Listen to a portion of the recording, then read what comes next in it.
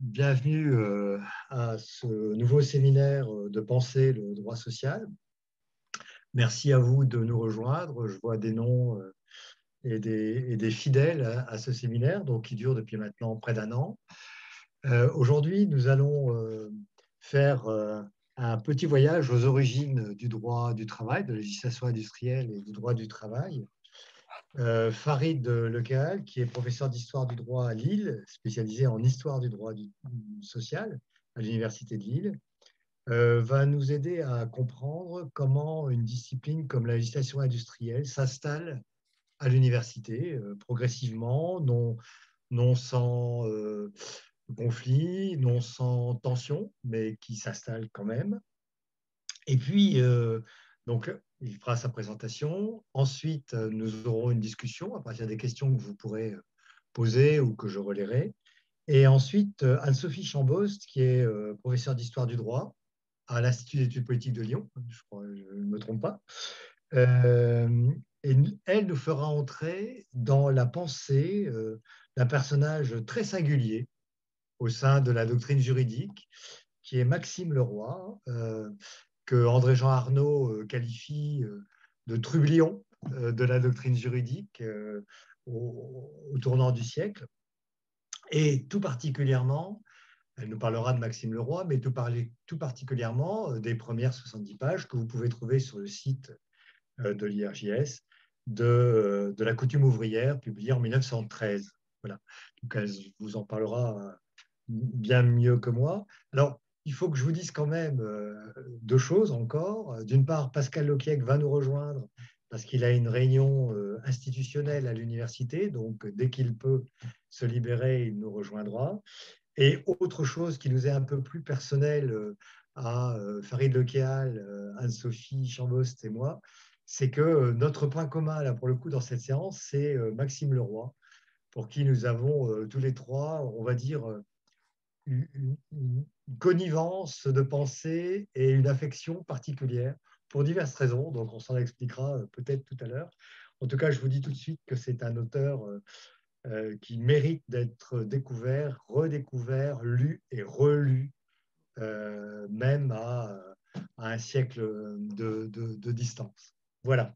Donc, merci encore à vous tous sur ce séminaire qui s'appelle, mais ils nous expliqueront pourquoi discipliner la discipline. Il y a un sous-titre que je laisse sur le côté pour l'instant.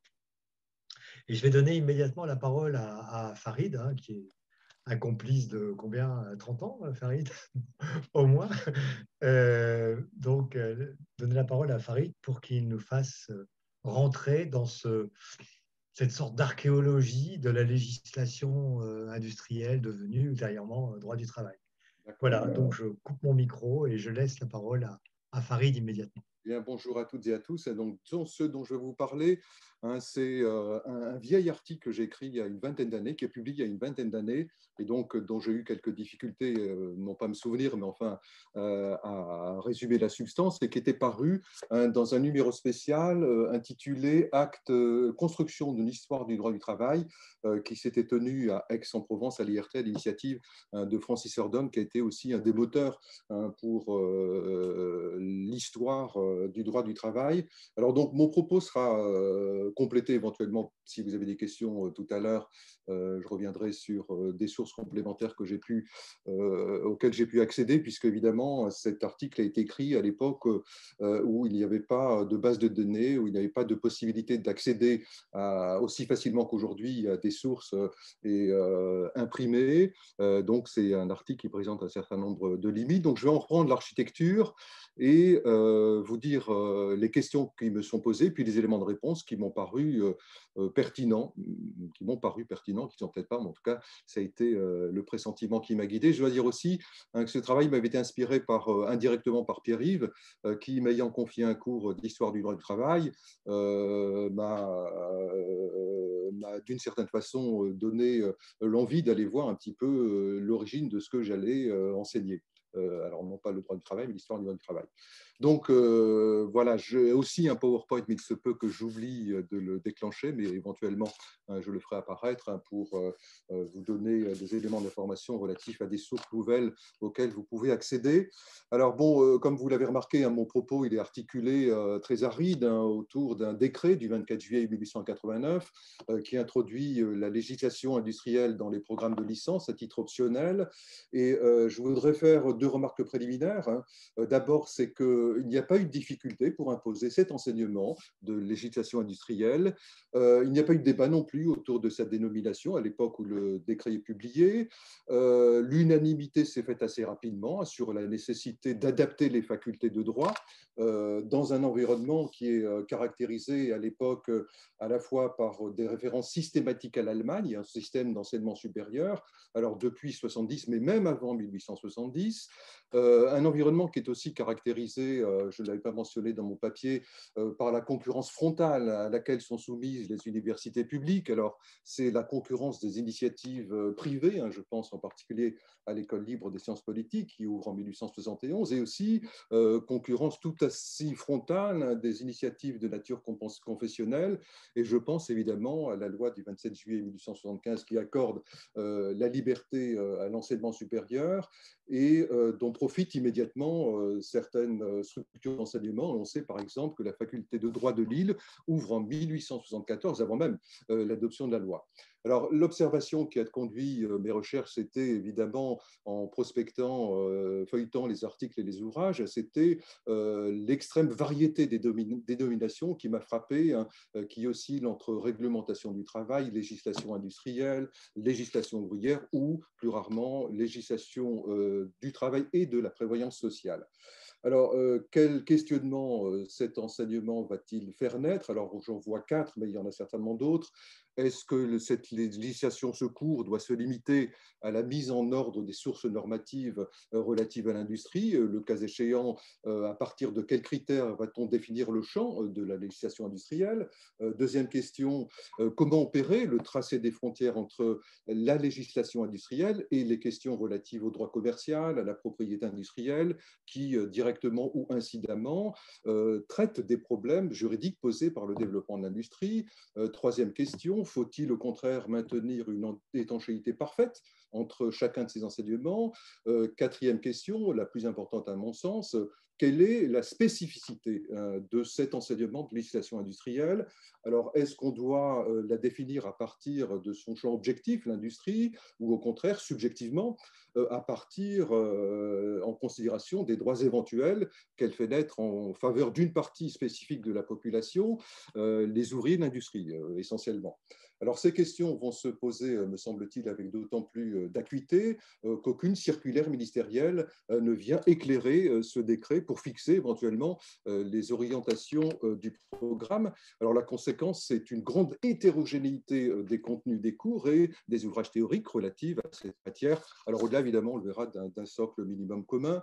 Donc, le premier temps de mon intervention, donc, je voudrais le consacrer à la constitution d'un corpus, et on verra peut-être, si j'en ai le temps, comment délimiter cette discipline, en quelque sorte. Alors, mon fil conducteur, c'est que l'histoire de l'enseignement de cette matière, législation industrielle, est antérieure à sa consécration officielle. Alors, il y a, et c'était le premier point, des précurseurs, et les précurseurs d'un cours d'économie industrielle ou d'économie politique, ce sont les économistes. Alors, et il y a, de ce point de vue-là, me semble-t-il, trois matrices de la législation industrielle. Alors, j'en vois une. La première, c'est donc l'économie politique ou industrielle, et dont l'une des figures est Jean-Baptiste Say, qui débute un enseignement en 1819 et qui laisse à penser qu'il y a pendant longtemps plusieurs années d'intimité très forte entre l'économie politique et le droit. Alors, l'illustration qui m'avait paru frappante, c'était le cours de Say, qui est professé au Conservatoire des Arts et Métiers à partir de 1119 et qui a, entre autres objectifs, pour ambition de stimuler l'esprit d'entreprise, et le qualificatif industriel est préféré à celui de politique. C'est aussi intéressant, car on craint, nous dit-on, que cela n'éveille des appréhensions. Le qualificatif politique fait peur. Bon, alors la remarque que je voudrais faire à propos de ce cours, hein, c'est que c'est son ancrage juridique qui intègre un cours qui intègre, je cite, les règlements que l'on fait relativement à l'industrie manufacturière. Alors, deuxième illustration de cette solidarité persistante dans les publications ultérieures, eh bien, on peut la retrouver en 1852, donc beaucoup plus tard, sous sa même plume, dans un ouvrage qui est intitulé Cours d'économie politique pratique. Et on le voit plus nettement dans l'une des 9 parties de ce cours qui a pour titre Influence des institutions sur l'économie de la société. Donc voilà très schématiquement pour la deuxième matrice. La seconde, c'est le droit industriel et l'illustration que j'avais retenue, c'était celle d'Ambroise Rendu, qui a été avocat à la Cour de cassation au Conseil d'État, qui a été aussi conseiller général de la Seine et qui est de sensibilité monarchiste et cléricale. Et donc, on observe de ce point de vue, à quelques années d'intervalle, un parallélisme assez puissant entre les développements juridiques du cours d'économie politique et le contenu des publications relatives au droit industriel. Alors, donc, je retiens pour exemple Ambroise Rendu et son traité pratique de droit industriel, dont l'objectif est de proposer une vaste étude accompagnée des formules en usage dans les principaux actes industriels. Alors, pour ce qui est du contenu, je n'ai pas le temps de détailler, mais on constate que les développements juridiques contenus dans le cours d'économie politique pratique de Jean-Baptiste Say coïncident très exactement avec ce que propose Rendu. Alors, on trouve parmi les grands thèmes la propriété industrielle, les propriétés littéraires et artistiques, les brevets d'invention. Donc, ma conclusion sur ce point, c'est que ce droit industriel, qui fait l'objet de publications, apparaît tout au plus comme une espèce d'excroissance de l'économie politique. Deuxième remarque, c'est que son développement dans le paysage historial exprime malgré tout une première forme de ce que je pourrais appeler d'émancipation pédagogique du droit industriel vis-à-vis de l'économie politique. On a désormais des publications spécifiques. Alors, la troisième matrice la plus solide, peut-être, et la plus fondée historiquement, c'est le droit administratif. Alors, je dirais à quel titre? Alors, la vocation du droit administratif à absorber la législation industrielle me paraît fondée à plus d'un titre. Alors, la première justification, elle est, je dirais, d'ordre pédagogique. Hein, c'est la volonté affichée à l'époque de diversifier l'enseignement du droit administratif sur la base de la législation industrielle et par là son ouverture aux sciences sociales. Le mot est prononcé. On le trouve notamment dans un projet de Salvandi qui date de 1847 et dont le Chambre s'est fait l'écho. La deuxième justification, elle est cette fois plus spécifiquement juridique, c'est que la soumission des États, c'est tout simplement la soumission des établissements industriels dangereux et insalubres ou incommodes à un régime d'autorisation préalable qui découle d'un décret impérial de 1810, 15 octobre 1810. Donc, de ce point de vue-là, le droit administratif est tout à fait légitime. Alors, je fais quand même deux remarques rapides sur les limites de cette absorption. C'est que l'absorption du droit industriel par le droit administratif, elle sera finalement telle que le ministre va tenter d'y mettre un frein. Il y met un frein par une circulaire du 15 juin 1863. Alors pourquoi cette attitude? Alors il me semble que cette attitude paraît d'autant plus justifiée que le ministère prépare au même moment l'introduction de l'enseignement de l'économie politique dans le cursus des études juridiques, ce qui ménage évidemment la possibilité d'introduire officiellement le droit industriel au cœur des facultés de droit. Donc il y a d'autres raisons que j'ai signalées dans le papier, mais sur lesquelles, le détail desquelles je n'ai pas le temps de revenir. Alors il y a, me semble-t-il, un deuxième temps qui est lié précisément à l'enseignement de l'économie politique, et c'est ce que j'avais appelé le monopole des professeurs d'économie. Alors là, je distinguerai deux étapes, une étape d'expérimentation et une étape de généralisation des enseignements d'économie politique dans les facultés de droit, avec les répercussions que ça pourra avoir nous concernant, c'est-à-dire concernant la législation industrielle. Donc, première étape, 1864, je prendrai pour support Anthelme Badby, qui est chargé le premier de secours. Il est assez jeune d'ailleurs, à 36 ans. Il fait l'objet d'une notice dans le Métron qui évoque ses palinodies politiques. Il a été d'abord ardent républicain et puis il finira par se rallier au ministère de l'Ordre moral. Il a été professeur à la faculté de droit de Paris, de Toulouse d'abord, et à Paris, il sera titulaire de la chaire d'économie politique. Et il se trouve qu'en 1860, j'essaie de chercher les raisons, je ne suis pas sûr de toutes les avoir trouvées, mais en 1860, le ministère de l'Instruction publique, Rouland, lui avait confié la mission d'étudier dans les universités allemandes, belges et autrichiennes l'enseignement du droit administratif. Donc, premier élément qui permet de considérer que c'est une personne qualifiée. Le ministère l'a envoyé également étudier l'expérience coopérative allemande, Schulze de Litz, qui était le promoteur du crédit populaire. Et il faut dire que précisément, l'expérience coopérative allemande était considérée à l'époque par les milieux conservateurs comme une alternative au socialisme. Donc, il est de retour en 1864 et il publie une étude consacrée à son sujet. Donc, c'est à lui qu'on va confier ce cours d'économie politique en 1864. Et ce cours va bénéficier de ce fait d'une première forme encore modeste de consécration académique. Il est introduit en troisième année de licence à Paris. Alors, les réactions, quelles sont-elles? Bon, d'abord, il y a des réactions du côté de la Société d'économie politique, dont les membres craignent que la mise en place d'un enseignement officiel, jusqu'à présent il n'était pas officiel, n'affecte la liberté pédagogique des professeurs dans des domaines dont on pense qu'ils sont par nature susceptibles d'aller à l'encontre de la politique économique gouvernementale, donc des réticences d'ordre politique. Il y a aussi des craintes qui sont, me semble-t-il, non fondées, que ce décret portant en création d'une chaire d'économie politique à Paris n'apporte une entrave à la liberté pédagogique de son premier titulaire. Alors, en fait, cette crainte n'est pas fondée car sa liberté ne sera pas entravée. Alors, quelle était la position du ministre, en l'occurrence Victor Duruy, et comment présente-t-il ce cours dont il défend l'institution?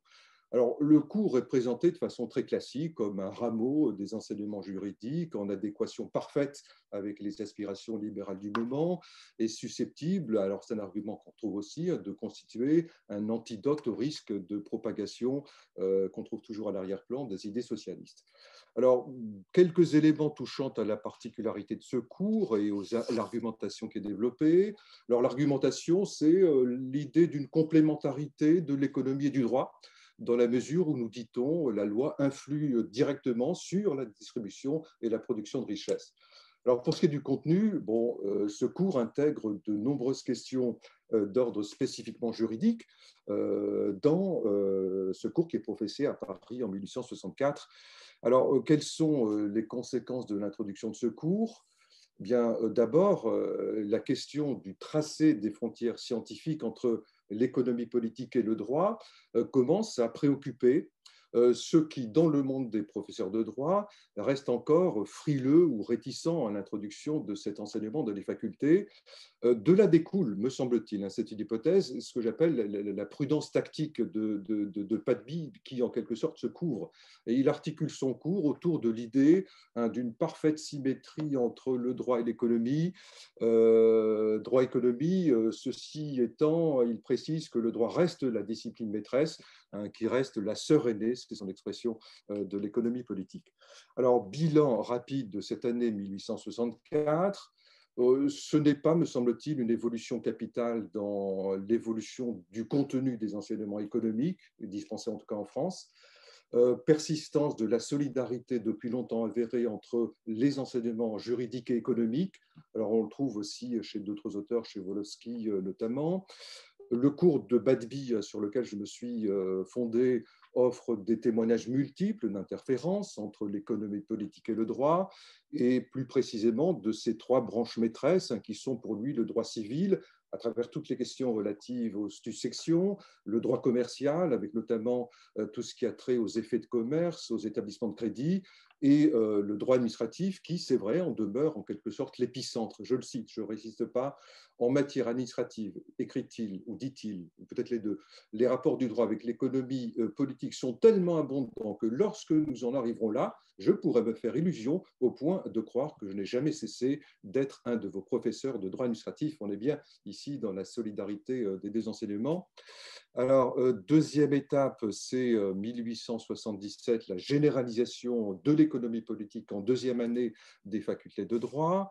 Alors, pourquoi l'économie politique? Bon, d'abord, il y a unanimité, en tout cas au sein du Conseil de l'instruction publique, en faveur de la généralisation de l'économie sociale. On parle d'économie sociale, il y a une certaine indétermination du vocabulaire qui est toujours crédité comme sous le Second Empire de ce que je considère comme des valeurs répulsives à l'encontre des théories d'inspiration socialiste, de ces fausses théories, pour reprendre l'expression exacte d'inspiration socialiste. Alors, même chose que précédemment, quelle réaction au sein du monde universitaire? Une inquiétude des économistes qui sont jaloux de leurs prérogatives et qui sont inquiets de voir confier ces enseignements aux seuls juristes. Alors peut-être tout à l'heure j'apporterai quelques précisions sur les cours qui étaient dispensés par des vrais économistes en quelque sorte. Une hostilité de la part d'une minorité de juristes qui sont, pour ceux que j'évoque, fermement attachés au respect souverain des programmes traditionnels et qui expriment par là la crainte d'une hégémonie des sciences sociales aux dépens des sciences juridiques. Alors concrètement, on ne trouve pas, j'en ai pas trouvé, de directive officielle en matière de programme et les professeurs de droit qui sont chargés de ces enseignements insistent toujours sur la solidarité de l'économie et du droit. Alors, troisième question, enseigner l'économie politique, comment, quelles innovations introduire éventuellement? Alors, je me suis appuyé sur Paul Coes et je m'aperçois que je ne prends pas le temps de faire apparaître le PowerPoint. Donc, Paul Coes, et de son cours d'économie politique, sous-titré Analyse des questions de législation économique, une première édition en 1181, une deuxième en 1182.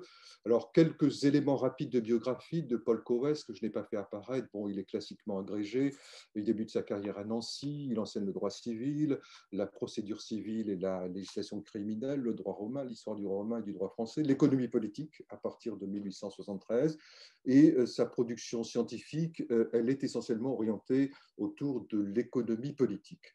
Bon, alors qu'est-ce qu'on peut observer? Il me semble qu'il y a chez lui une espèce de glissement des contenus, et Paul Coes, et je trouve ça intéressant, suggère que le travail, beaucoup plus que le statut juridique de l'activité industrielle, constitue le vrai point d'intersection entre l'économie et le droit. Alors, pour ce qui est du contenu, je crois qu'on peut voir apparaître deux blocs pédagogiques distincts. D'abord, la législation économique, alors économie rurale, système monétaire, crédit, banque, chemin de fer, canaux, etc., marine marchande. Alors, elle ne présente en réalité aucun caractère de juridicité et n'emprunte sa dénomination qu'à son procédé formel d'élaboration. C'est de la législation économique. Deuxième point, les questions relatives au travail qui sont toujours pour lui situées aux frontières de l'économie et du droit. Et donc, il y a, je crois, là un glissement qui s'opère dans le cours d'économie politique de l'étude du droit industriel, qui était la tradition, vers, cette fois, la législation consacrée au statut du travail. Et d'une façon plus générale, si je laisse de côté l'auteur que je viens de prendre pour exemple, on peut considérer qu'à partir des années 80, le travail commence à apparaître comme un enjeu pédagogique majeur de l'économie politique et on assiste à une espèce de déplacement du centre de gravité de la relation entre le droit et l'économie. Et ça, c'est quelque chose qui m'a frappé. Alors, trois observations plus précises s'agissant de Coes. Il intègre au titre de l'économie sociale et industrielle les principales questions relatives au travail. Donc ça, c'est un premier point. Le droit industriel, deuxième observation, il est relégué au second plan de ces pôles d'intérêt pédagogique. Et cette mise entre parenthèses du droit industriel, à qui va-t-elle profiter? À quoi va-t-elle profiter? Elle profite précisément à la réglementation du travail. Alors pourquoi? Est-ce qu'on peut apporter une réponse tranchée? Je n'en ai pas, mais peut-être un élément d'explication. Pourquoi évacuer de plus en plus le droit industriel? Alors l'explication qui peut être avancée, qui vaut ce qu'il vaut, c'est que le droit industriel fait désormais l'objet de publications spécifiques, spécialisées, et qui permettent d'en mieux circonscrire le domaine que les enseignements purement économiques. Donc ma conclusion de ce premier point, et j'ajoute entre parenthèses qu'on retrouve la même logique que je n'ai pas le temps de développer à Aix-en-Provence, hein, dans le cours publié par Alfred Jourdan, c'est que l'introduction d'abord, puis la généralisation de l'économie politique dans les facultés de droit, elle aboutit, je crois, à un résultat paradoxal. C'est que le droit industriel, qui à l'origine constitue le cœur des enseignements juridiques dispensés par les économistes, disparaît progressivement des cours et manuels d'économie politique après avoir été évacué de l'enseignement du droit administratif par une circulaire. À l'inverse, la législation industrielle, qui était totalement ignorée des programmes officiels, s'insinue progressivement au cœur des enseignements d'économie à l'initiative, c'est vrai, il faut bien le reconnaître, d'un certain nombre de précurseurs qui ont mis à profit la liberté pédagogique dont ils avaient heureusement pu bénéficier. Alors, deuxième temps, c'est, j'en viens à l'intitulé du séminaire, discipliner un corpus. Que fait-on de tout ça? Est-ce que cet ensemble a ou pas une spécificité et le cas échéant, quelle est-elle? Bon, ce cours va, me semble-t-il, donner une impulsion forte à la recherche académique avec une réflexion pédagogique sur le contenu des principes fondateurs, hein, qu'est-ce qui fonde, et puis une interrogation sur une spécificité éventuelle et son positionnement par rapport au droit commun, au droit civil surtout. Alors bon, premier point, c'est la consécration réglementaire de la législation industrielle, donc c'est ce fameux décret, c'est une option, je ne développe pas, en concurrence avec d'autres options, comme la législation coloniale, s'intéressant aussi, la législation financière, etc. Alors, première question, qu'est-ce qu'on fait? Qu'est-ce qu'on intègre dans ce nouveau cours? Et là, il y a, je crois, l'amorce d'une réflexion sur le contenu concret et le champ disciplinaire. Alors, deux remarques préliminaires. Cette mesure, hein, l'introduction de l'enseignement à titre optionnel, n'apparaît pas comme une innovation pédagogique radicale, puisque les enseignements d'économie politique, depuis quelques années déjà, s'étaient appropriés ce champ d'études. Deuxième remarque, ces premiers cours présentent toujours une symétrie singulière entre l'économie politique et le droit, comme si ces deux types d'enseignements n'arrivaient pas à se scinder définitivement. Alors, l'illustration de la symétrie entre l'économie politique et la législation industrielle, donc j'ai retrouvé, et il me semble qu'on peut dissocier deux temps, une espèce de premier temps de continuité avec l'économie politique. Et pour cela, j'ai été, comment dire, attiré, enfin intéressé par un cours qui a été dispensé. J'ai eu la chance de tomber sur une leçon inaugurale en 1891, dispensée par Henri Saint-Marc. Et je voudrais, si j'en ai le temps, mais dire deux mots hein, de cet Henri Saint-Marc dont je n'ai pas parlé dans le papier. Bon, c'est agrégé classiquement, spécialiste d'économie, il a enseigné à Montpellier, Toulouse, Bordeaux, etc. Et il a été secrétaire de la revue d'économie politique, fondée en 87, qui est un lieu de rencontre alternatif au libéralisme économique. Cette revue, elle a été créée sous l'égide de Charles Gide, et elle compte dans son comité de rédaction, notamment Léon Duguy, Alfred Jourdan, etc. Elle revendique, mais ça on s'en doute, la neutralité scientifique, ça c'est classique.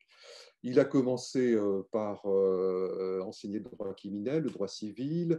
Il est chargé d'un cours d'économie politique à Bordeaux. Alors, je ne résistais pas au plaisir de citer Chargide à propos de l'attribution de ce cours. Il dit que ce cours lui a été attribué sans autre raison apparemment que le hasard qui fit que cette place était vacante. Bon, en tout cas, il a le cours. Il est réputé être proche du socialisme. On va même l'accuser de professer le socialisme d'État. C'est un professeur de la faculté catholique de Lille qui l'accuse de professer le socialisme d'État. Et d'ailleurs, Anton Menger va lui rendre hommage parce qu'il décède assez tôt, assez jeune, et il y a une notice nécrologique. Alors, encore deux mots. Hein, le ministère de l'Instruction publique l'envoie en Allemagne en 92 et en Autriche pour étudier l'enseignement de l'économie politique. Il va publier d'ailleurs un article à ce sujet. Donc, c'est quelqu'un aussi qui a fait le fameux voyage en Allemagne. Alors, sa leçon inaugurale, elle est publiée dans la Revue internationale de l'enseignement, sous le titre Programme d'un cours de législation industrielle. Et j'ai envie de faire 3 observations sans pouvoir détailler le contenu. Toujours la continuité entre l'économie politique, le droit, et une tentative de démarcation pédagogique vis-à-vis des autres juristes, dont, je dois dire, autres juristes dont il tend à minorer, voire à disqualifier le travail de réflexion. Alors, il écrit ceci, c'est intéressant: calme et heureuse est la besogne du juriste qui étudie le droit fixé. Celui du juriste qui étudie le droit nouveau, tandis moi, est au contraire troublé et incertain. Il faut que sous la législation d'aujourd'hui, il voit la législation de demain, la prépare par ses critiques et la dirige par ses écrits. Bon, c'est une petite flèche à ses collègues. Il y a toujours une fidélité à la doxa dominante consistant à intégrer le droit industriel au cœur de son enseignement. Et en fait, de droit nouveau, puisque c'était annoncé, seule la dernière partie de son cours est vouée à l'examen du droit des relations professionnelles, et elle conserve cette fois-ci, c'est vrai, une tonalité résolument juridique. Donc ma conclusion, c'est que sur ce point, au cours de cette année universitaire, il persiste une indétermination terminologique, hein, un flottement conceptuel également autour de ce nouveau cours. Un indice d'ailleurs sur les hésitations, sur la manière de la nommer, c'est que Saint-Marc lui-même désigne son cours indifféremment sous le titre de droit industriel ou de législation industrielle, et il ne cherche pas encore à chercher une ligne de démarcation éventuelle ou une quelconque justification théorique. Deuxième observation, l'introduction de la législation industrielle dans les programmes d'enseignement n'entraîne pas de changement substantiel dans la formation juridique dispensée aux étudiants. Pourquoi? Parce que l'enseignement de l'économique généralisé depuis plus d'une décennie et qui est de surcroît assuré par des juristes avait réussi à remplir cette lacune et donc à, à remédier à l'inertie du ministère. En fait, cette législation industrielle, elle s'apparente encore à une espèce de rameau, simple rameau des enseignements économiques, et elle ne parvient pas à s'en démarquer nettement. Et donc, il m'a semblé que c'était peut-être à tort hein, qu'on avait tendance à regarder ce décret de 89 comme l'acte fondateur des enseignements de droit du travail dans les facultés de droit. Alors, deuxième temps, c'est celui de l'apprentissage de l'autonomie. Et donc, là, cet apprentissage de l'autonomie, il est encouragé, facilité, aiguillonné en quelque sorte par une réforme des études de droit qui va faire émerger cette discipline comme un enseignement autonome doté de spécificités par rapport à l'économie politique. Alors, il y a des réformes successives en doctorat 95, licence 95, licence à nouveau en 1905. Et ces réformes, elles ont le mérite de faire émerger un débat de fond sur la finalité des études de droit, et il est précédé, comme on le fait au XIXe siècle, d'une large consultation des facultés de droit, et qui permet précisément de débattre, d'évoquer cette question de la place de la législation industrielle dans les enseignements.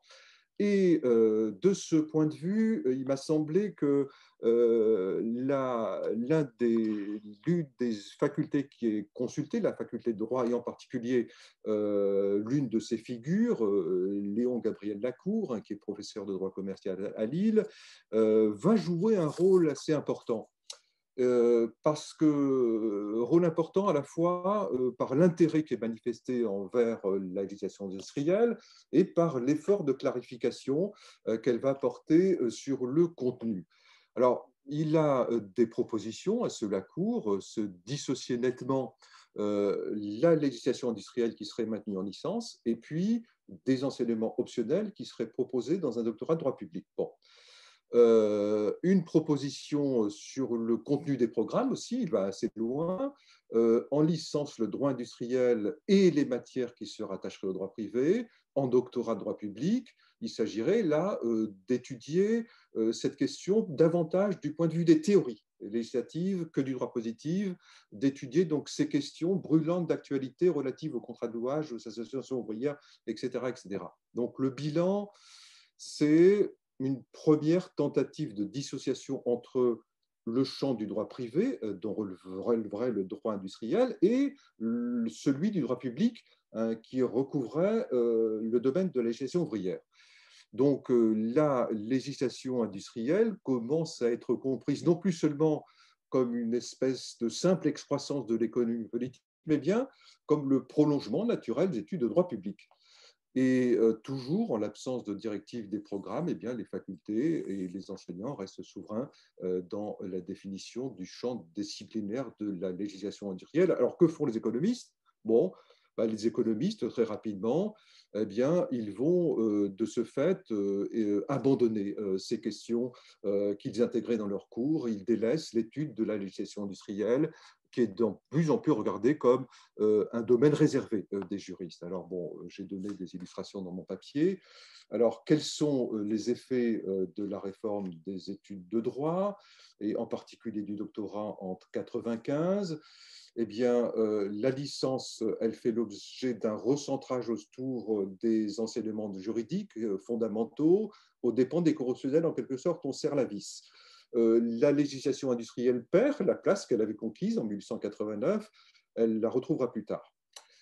Cette suppression, elle est quand même, il faut le dire, compensée par la scission du doctorat, qui va autoriser une diversification des enseignements juridiques. Donc, pour faire simple, 2 sections de doctorat, la section sciences juridiques qui prolonge la tradition hégémonique du droit civil, et puis la section sciences politiques et économiques qui va consacrer l'alliance du droit public et de l'économie politique, et dont la dénomination est préférée à celle de sciences sociales, mais je n'ai pas le temps d'entrer dans le détail, mais il y a aussi une question, un débat qui s'ouvre sur la dénomination. Bon, bref. Alors, précisément, quel est le bilan de ces réformes? Eh bien, sous la dénomination de législation et économie industrielle, la législation industrielle qui avait été évacuée de la licence trouve maintenant sa place au rang des enseignements optionnels dans les matières proposées dans le doctorat de sciences économiques et juridiques. Oui, sciences politiques, pardon, et économiques. Donc, c'est un retour en arrière. La législation industrielle est à nouveau mariée de force, elle est jumelée avec l'économie politique, elle ne parvient pas à s'émanciper totalement. Il y a un autre indice d'ailleurs, hein, c'est qu'au moment du sectionnement de l'agrégation en 1896, eh bien, la législation industrielle fait partie des épreuves susceptibles de faire l'objet d'un tirage au sort, mais dans le concours de sciences économiques et pas dans le concours classique. Donc, à défaut de consécration par les autorités administratives, et qui en quelque sorte la relègue au second plan, eh bien, l'émancipation de ce cours, ça va être l'œuvre de la doctrine, émancipation vis-à-vis de l'économie politique. Alors, je ne sais pas quel est le temps de parole qu'il me reste, parce que je voudrais être vigilant. Pardon? Je n'entends pas Pierre-Yves. Non, non, mais c'est bien, tout va bien, je te ferai signe. Je peux continuer. Oui, oui. Donc, ce que je voudrais aborder maintenant, c'est ce que j'appelle peut-être un peu abusivement la consécration doctrinale de la législation industrielle, qui va ouvrir un temps que j'avais appelé le temps des polémiques. Alors, la consécration donc, de la législation industrielle, même si elle est courte durée, de 89 à 95, produit malgré tout, je crois, un double effet. Les manuels d'économie commencent à délaisser ce champ d'investigation, qui est de plus en plus regardé comme une question juridique, comme un prolongement du droit public. Deuxième point, la publication des premiers manuels spécialisés qui sont rédigés par des spécialistes qui choisissent cet enseignement. Ça, c'est les premières manifestations éditoriales, donc des manuels spécialisés et des enseignants qui produisent dans ce domaine. Alors, sur le plan plus doctrinal, eh bien, on va assister en quelque sorte à une tentative visant à dégager la spécificité de cet enseignement, dont il est vrai que la substance est de plus en plus dense, évidemment, en liaison avec l'augmentation de la production législative en matière de protection de ceux qui travaillent. Et j'avais observé que deux juristes, hein, c'était particulièrement illustré, parce que tous deux vont publier des manuels de référence. Alors, il s'agit de Paul Pic, hein, et puis il s'agit de Georges Brie. Alors, très rapidement, première tentative de mise en forme doctrinale, c'est Paul Pic, 1894. Alors, je n'entre pas dans le détail de sa biographie, j'aurai peut-être l'occasion, si vous avez des questions, d'en donner davantage. Il publie un traité élémentaire de législation industrielle, dont la première partie est sous-titrée Législation du travail industriel. Alors, on observe, pour faire vite, encore une certaine indétermination dans le vocabulaire, puisqu'il parle à la fois de droit industriel ou de législation industrielle. Bon. Mais il y a quand même une tentative de délimitation du champ scientifique de cet enseignement grâce à une distinction entre deux domaines respectifs qui est, je crois, fondée en quelque sorte sur leur antériorité historique. Alors, je le cite parce que je crois qu'on ne peut pas être plus clair que lui. Il dit ceci, il écrit plutôt: la législation industrielle comprend en réalité deux parties bien distinctes, sinon indépendantes l'une de l'autre: la législation du travail industriel et la législation de la propriété industrielle. Cette dernière est relativement ancienne. La première, au contraire, sort à peine de sa période de formation. Les lois fondamentales qui en constituent la charpente sont pour la plupart de date très récente. Alors, observation, le défaut d'homogénéité scientifique entre droit industriel et législation industrielle permet, je crois, mais je peux me tromper, de penser, permet de comprendre pourquoi Paul Pic a abandonné son projet initial, qui était de compléter son traité par la publication d'un second volume, qui aurait été exclusivement consacré à l'étude de la propriété industrielle. Bon, bilan provisoire. Première difficulté, c'est établir la spécificité de ce cours, qui est compris dans son acception restrictive comme l'étude de la législation du travail. Or, en 1894, en raison précisément du fait qu'il a intégré le droit industriel dans le champ scientifique de son traité, l'entreprise de Paul Pic s'avère extrêmement difficile. Et donc, il va borner son ambition à une qualification politique plutôt que juridique de ce cours. Alors, la qualification politique, hein, puisqu'il ne peut pas, me semble-t-il, relier dans une même logique droit industriel et législation du travail industriel. Donc, il va chercher le plus petit dénominateur commun à ce vaste ensemble hétéroclite, droit industriel, législation industrielle, et ce dénominateur commun, j'en dis deux mots, c'est tout simplement la notion de solidarité sociale, hein, qui lui permet d'intégrer dans une même perspective ces deux blocs. Bon, j'en reste là sur la solidarité, il y aurait des éléments à introduire. Alors, deuxième tentative de mise en forme doctrinale, c'est celle de Georges Brie. L'année suivante, 95, il publie un cours élémentaire de législation industrielle. Alors, c'est quelqu'un qui a une production éclectique. Il a été avocat, spécialiste de droit romain, doyen de la faculté de droit d'Aix. Il écrit en droit romain, en législation industrielle. C'est un spécialiste en droit international, en histoire industrielle, et il écrit également sur Rousseau. Alors, quelle singularité de Georges Brie par rapport à Paul Pic? Qu'est-ce qui le différencie? Il y a d'abord des points communs. Le point commun, c'est qu'il procède d'une logique, son ouvrage procède d'une logique identique à celle de Paul Pic, parce qu'il va embrasser dans le même champ pédagogique travail industriel et propriété industrielle. Et c'est l'axe de la division de son cours. Première différence, c'est l'arrimage du cours à des valeurs fondatrices qui sont différentes de Paul Pic. Et là, c'est intéressant parce qu'il y a une recherche de valeurs fondatrices, en tout cas de justification de valeurs fondatrices. Donc, première différence, au lieu du principe de solidarité, c'est l'idée de liberté qui tient lieu, dit-il, de principe fondamental de la législation industrielle. Alors bon, si ces deux hommes se retrouvent momentanément pour circonscrire le champ de ce cours de législation industrielle, la définition des principes fondateurs, solidarité ou liberté, échappe au consensus. Première fracture. Deuxième différence, c'est plus technique, la place du droit industriel. Alors, elle va encore les séparer.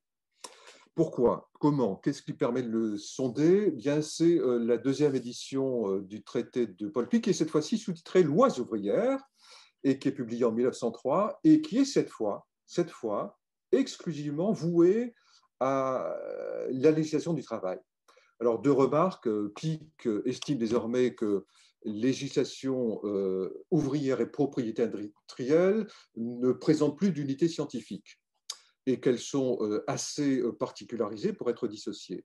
Deuxième point, bien cette dissociation, c'est une espèce de soulagement, cette dissociation, eh bien, me semble-t-il, lui permet d'opérer une qualification juridique et non plus seulement politique de la législation industrielle, qui est comprise dans sa nouvelle acception comme l'ensemble de la législation ouvrière.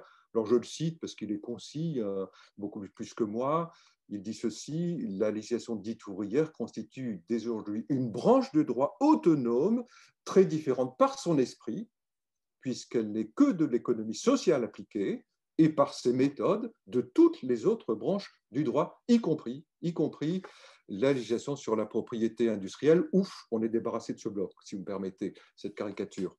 Alors, cette reconnaissance de l'autonomie de la législation du travail par rapport aux autres branches du droit me semble constituer une espèce d'acte de naissance pédagogique d'un enseignement qui était jusqu'alors conçu comme une excroissance du droit public. Bon. Et la consécration de la législation industrielle comme l'ensemble, je le cite, des institutions sociales multiples dues à l'action de l'État et de l'initiative privée en vue d'améliorer la condition matérielle, juridique, morale de l'ouvrier ou de l'employé. C'est ainsi qu'il rend compte de cette législation qui est pour lui une mise en œuvre des principes de l'économie sociale qu'il détaille plus amplement dans une autre revue, Questions pratiques de législation industrielle. Est-ce que je suis dans les délais? Si je peux tout à fait en rester là. Pardon, je n'entends pas. Oui, oui, c'est bon. Voilà, peut-être tu peux conclure. Alors, ma conclusion, écoutez, on peut peut-être la faire même tout à l'heure, éventuellement dans le cadre du débat. Bon, c'est que ce décret, finalement, qui introduit le droit industriel, la législation industrielle, n'est pas vraiment la loi fondatrice du droit du travail, de l'enseignement du droit du travail. Il est antérieur. Et puis, il va parvenir, je crois, à donner un élan décisif à la réflexion des juristes qui vont s'interroger sur la spécificité de cet enseignement.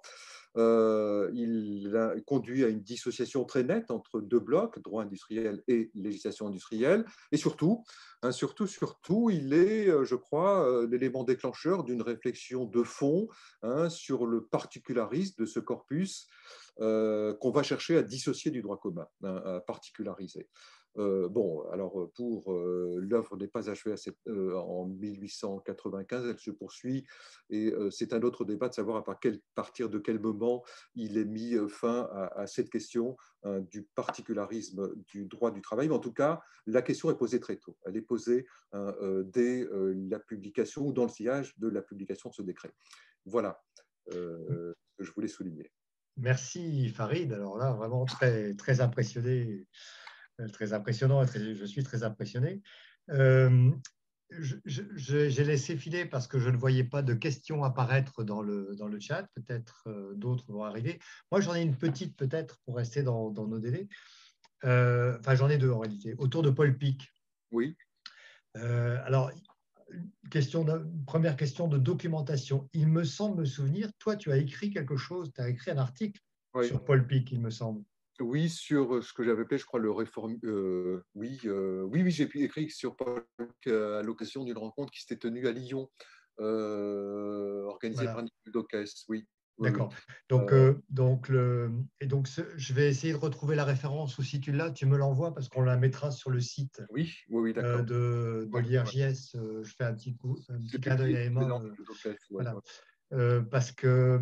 Et alors, toujours, la deuxième question sur Paul Pic, c'est dans la deuxième édition de son traité, il réserve quand même un titre complet à l'économie sociale, il évoque les coopératives, les mutuelles, etc.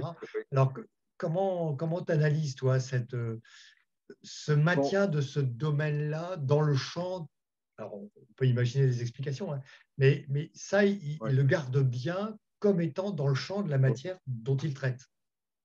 Oui, bah, je crois que parce qu'il est profondément convaincu qu'il y a un ancrage, hein, que le droit du travail, si je me permets cet anachronisme, c'est vraiment c'est un droit qui, comment dire, se distingue, hein, des principes de l'économie de politique libérale, qui se rattache à l'économie sociale. Alors, il est peu disert, hein, dans son manuel, mais on trouve des éléments plus complets dans la revue qu'il fonde avec Justin Godard en 1900, la revue Questions pratiques d'économie sociale, et où là, il développe un programme d'économie sociale, et où là, il développe plus amplement l'articulation du droit, de la législation industrielle et de l'économie sociale.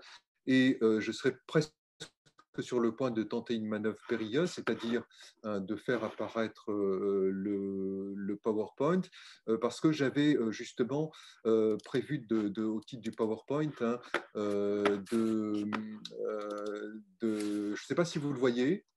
Pour l'instant, c'est écran blanc. Ah bon, C'est comme tout à l'heure. Donc, ah bon, je le ferme et je le rouvre. Est-ce que vous le voyez? Pas davantage, non? toujours pas. Et tout à l'heure, tu avais réussi. Hein, donc, Je suis désolé. Alors, pourtant, je respecte la procédure. Partage d'écran. Partager l'écran.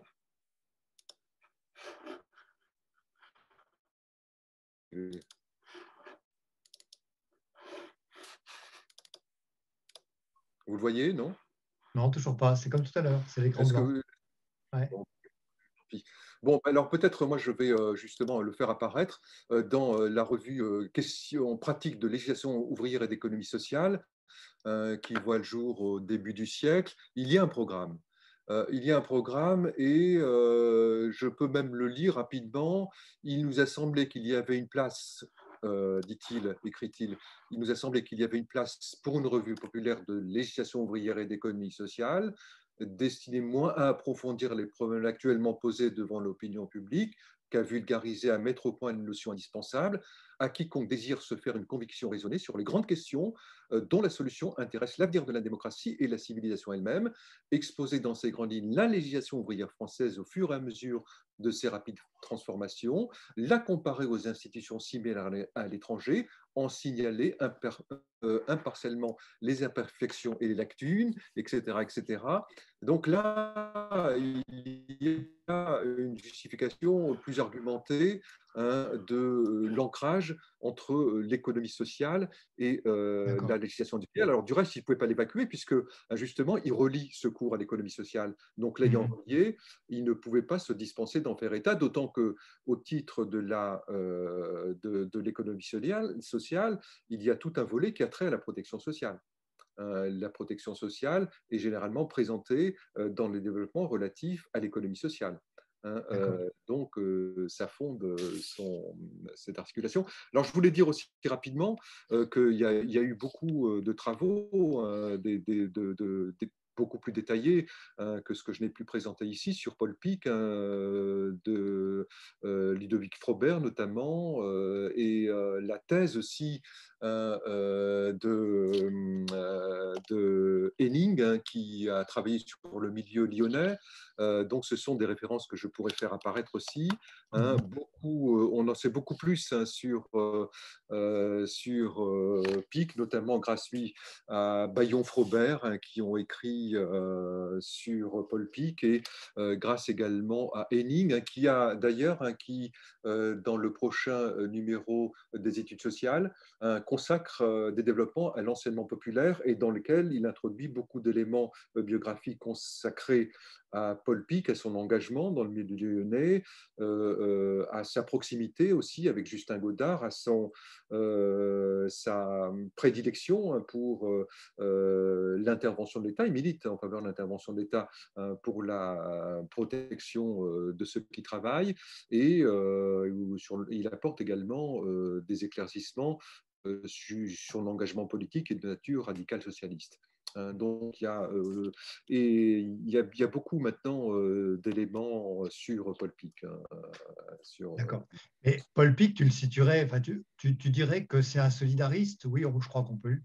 Oui, parfaitement, hein, puisque oui, bah, je pense que ça colle tout à fait. Il est en parfaite adéquation avec ce qui est en quelque sorte, à mains égards, une espèce de doctrine officielle de la République, hein, le Mm. solidarisme, hein, qui est une espèce de, alors bon, j'ai peur peut-être de froisser certaines susceptibilités, mais une espèce de troisième voie, qui est alternative au libéralisme débridé et au socialisme d'État qui fait peur, hein, et qui légitime l'intervention de l'État, et qui lui trouve un fondement assez consensuel, hein, qui est l'idée de solidarité, hein, qui permet d'introduire du lien sans pour autant avoir et ce qui permet aussi de se dissocier de toute cette sensibilité dont je n'ai pas parlé, qui est l'économie politique sociale chrétienne, euh, Ah oui.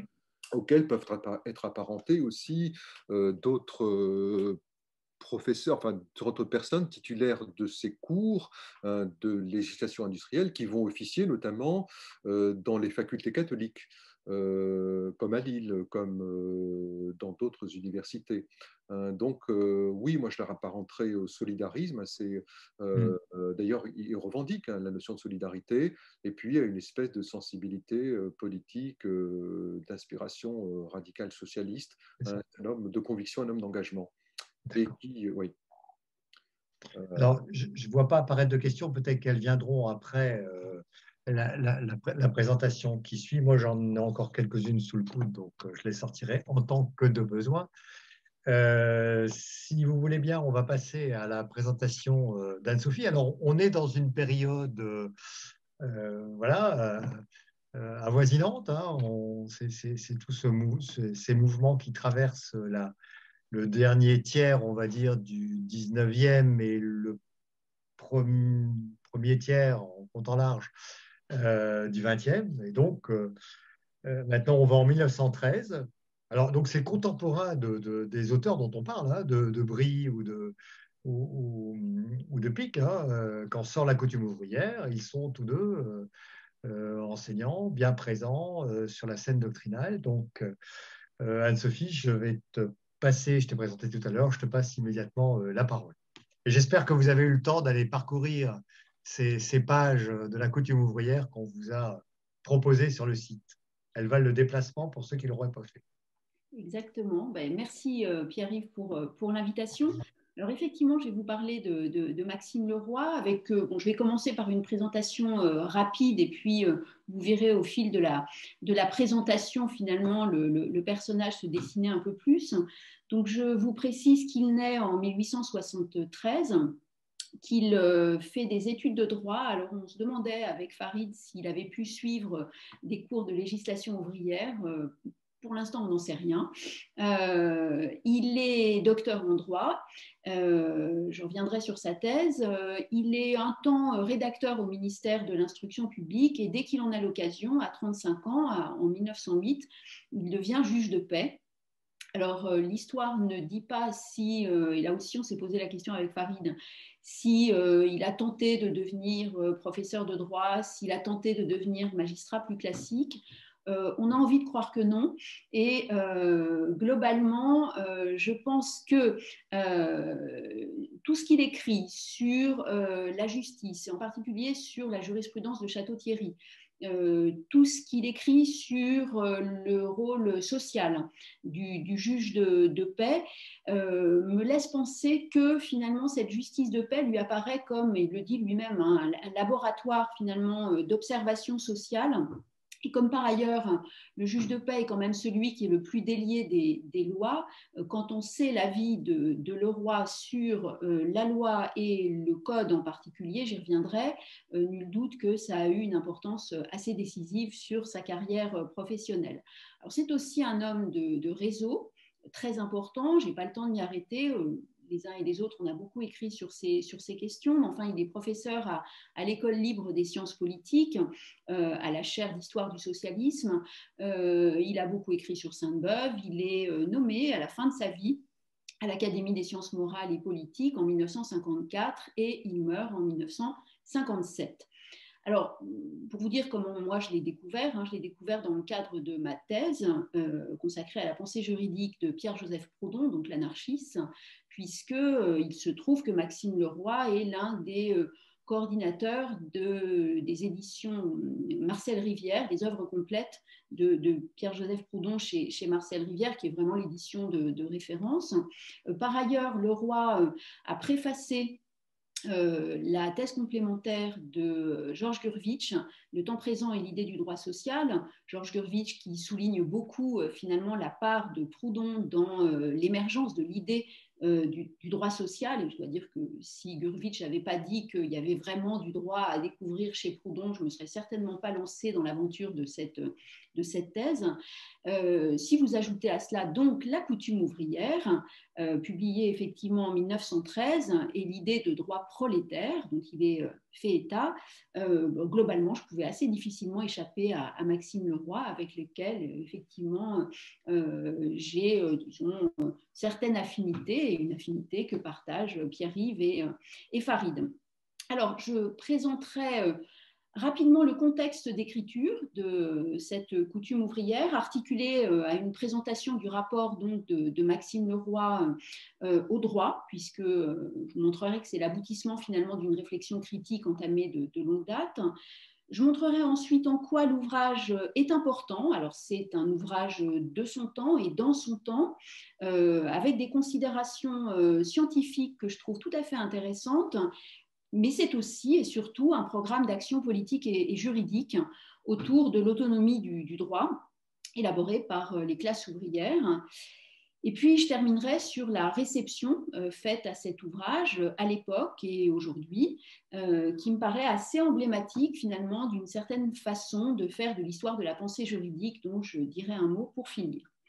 Alors, je vais commencer donc par le contexte de rédaction de l'ouvrage. Alors, pour ça, je prolonge un peu la présentation académique faite par Farid, en rappelant peut-être le contexte scientifique et politique du tournant du siècle, ce fameux moment 1900, qu'il faut mettre en perspective avec la crise allemande de la pensée française entre 1870 et 1914. Donc ce moment bien connu et célébré où les facultés de droit deviennent des lieux de science, où se constituent ce qu'on a appelé les grandes cathédrales doctrinales et où surtout des professeurs de droit, certains d'entre eux, s'ouvrent à des considérations méthodologiques avec ou à partir d'une réflexion ample sur la question des sources du droit. Alors Frédéric Audren, notre collègue, a montré comment le moment 1900 est en réalité une construction doctrinale a posteriori qui a en fait été forgée dans les années 30 quand s'opère le repli des professeurs de droit sur la technique juridique, alors que leurs prédécesseurs de ce fameux moment 1900, eux, étaient au contraire très ouverts aux humanités, ce que nous on appellerait les sciences humaines et sociales. Alors, je reviendrai in fine justement sur cette ouverture, fermeture et les tris qui sont opérés par l'histoire de la pensée juridique. Mais je veux commencer quand même par dire que si les juristes, si les professeurs sont alors soucieux de faire évoluer leur méthode et un peu leur objet, il me semble qu'ils le font aussi et surtout parce que le droit étatique est contesté comme outil d'ordre. Certains socialistes s'emparent en effet du droit comme un vecteur de rénovation sociale, et Proudhon, je ne cesse de le citer, mais enfin il se trouve que Proudhon, au milieu du 19e siècle, disait aux socialistes « avant tout c'est le droit qui doit nous occuper ».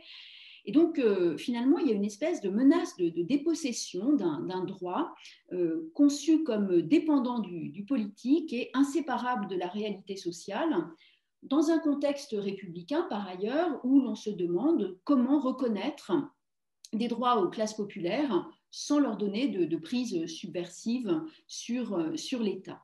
Et cet enjeu est bien résumé, je crois, par Jules Charmont en 1903, qui dit que les juristes professionnels du droit bourgeois sont d'évidence étrangers au monde ouvrier. Mais la légalité étant une arme, une force dont le prolétariat finira par savoir se servir, prévient-il, l'ordre social nouveau doit amener une nouvelle conception du droit, fondée sur la solidarité. Le propos de Charmont est en effet celui d'un réformateur, puisque, dit-il, le prolétariat doit renoncer à remplacer une législation de classe par une autre, et la bourgeoisie, pour faire l'économie d'une révolution, et c'est ça qui est évidemment en cause, doit accepter de reconnaître ce qu'a de légitime le mouvement d'émancipation de la classe ouvrière. Alors, toujours dans cette présentation du contexte, vous ajoutez que le syndicalisme ouvrier est vraiment dans sa grande époque d'activité intellectuelle et matérielle, que le socialisme français, lui, est en crise de croissance, l'expression est d'Édouard Berthe, c'est-à-dire qu'on s'interroge effectivement aussi du côté des socialistes sur les méthodes, sous l'influence évidemment du socialisme scientifique allemand.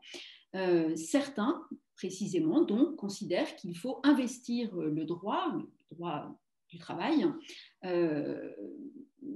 l'investir d'une dimension réformatrice pour certains, alors que pour d'autres, finalement, la révolution serait une question juridique, le droit étant un instrument d'émancipation. Et dans une recension que Leroy fait d'Anton Menger, dont il a été question, l'ouvrage Le droit au produit intégral du travail est considéré comme la base du socialisme juridique, Leroy apprécie effectivement, on est en 1901, que l'étude du mal social, après avoir été faite du point de vue économique, le soit désormais du point de vue juridique. On n'a pas assez vu, dit-il, que c'est notre système juridique qui consacre la victoire des forts, l'exploitation des faibles, qui confirme la coutume des revenus sans travail et du travail sans revenus. C'est donc ce système juridique qu'il faut soumettre à la critique, et en particulier la place de la loi. Et c'est ce à quoi Leroy s'emploie depuis sa thèse sur l'esprit de la législation napoléonienne, esquisse d'une étude critique, une thèse soutenue apparemment dans une ambiance un peu scandaleuse, à Nancy en 1898, sous la direction de Gauclair, une thèse dans laquelle il est question de Proudhon, déjà, chez qui Leroy trouve les fondements d'une analyse pluraliste du droit qui se développe de façon diffuse dans les pratiques des groupes sociaux, ce que Proudhon explique en particulier dans La capacité politique des classes ouvrières, qui est précisément l'ouvrage que Leroy commentera dans l'édition des œuvres complètes. Leroy défend dans sa thèse l'idée de ce qu'il appelle à l'époque un droit sociétaire, opposé au droit individualiste du Code, et qui est, d'après lui, beaucoup plus en lien avec la socialisation justement de l'individu au cours du XIXe siècle, et particulièrement donc, en cette fin du XIXe siècle. Il revendique en effet, Leroy, de fonder le droit sur d'autres principes, dit-il, que ceux des fondateurs du Code, estimant même tout à fait urgent d'arrêter, je le cite, nos pèlerinages de foi à la législation napoléonienne, de laisser dans l'histoire des principes qui ne sont pas la panacée à nos angoisses et à nos aspirations contemporaines. Il faut penser le système juridique pour une intégration pacifique, travailleuse des classes ouvrières. Alors il va prolonger finalement, après sa thèse, cette incitation à réviser les fondements du droit dans un certain nombre d'articles qu'il publie autour des cérémonies du centenaire du Code civil. Il publie aussi le Code civil et le droit nouveau en 1904, et puis en 1908 un ouvrage qui s'intitule La loi, essai sur la théorie de l'autorité dans la démocratie. Alors, il fait une lecture résolument politique de la réflexion doctrinale qui est menée par les professeurs de droit sur la question des sources du droit. Et il oppose à la loi, dont il dit qu'elle est un agent de violence au service de l'inégalité économique, un développement social du droit par les organes de contrôle civique que sont les associations et les syndicats. Il faut repenser de fond en comble la notion de volonté générale, et il faut que l'État coopératif se substitue à l'État arbitraire et que la discipline légale laisse la place à la discipline collective et spontanée des groupes sociaux, et donc en particulier des groupes professionnels. Dernier élément de contexte, on dit que Maxime Leroy a été l'une des plumes de la charte d'Amiens, texte fondateur du syndicalisme révolutionnaire, le 13 octobre 1906. Il est proche en effet de Victor Griffuel qui qui est le secrétaire général de la CGT, et la motion de celui-ci, dont on dit qu'elle a été rédigée à la gare, sur un coin de table, à la gare d'Amiens, et donc sur ce coin de table, il y aurait aussi eu Maxime Leroy.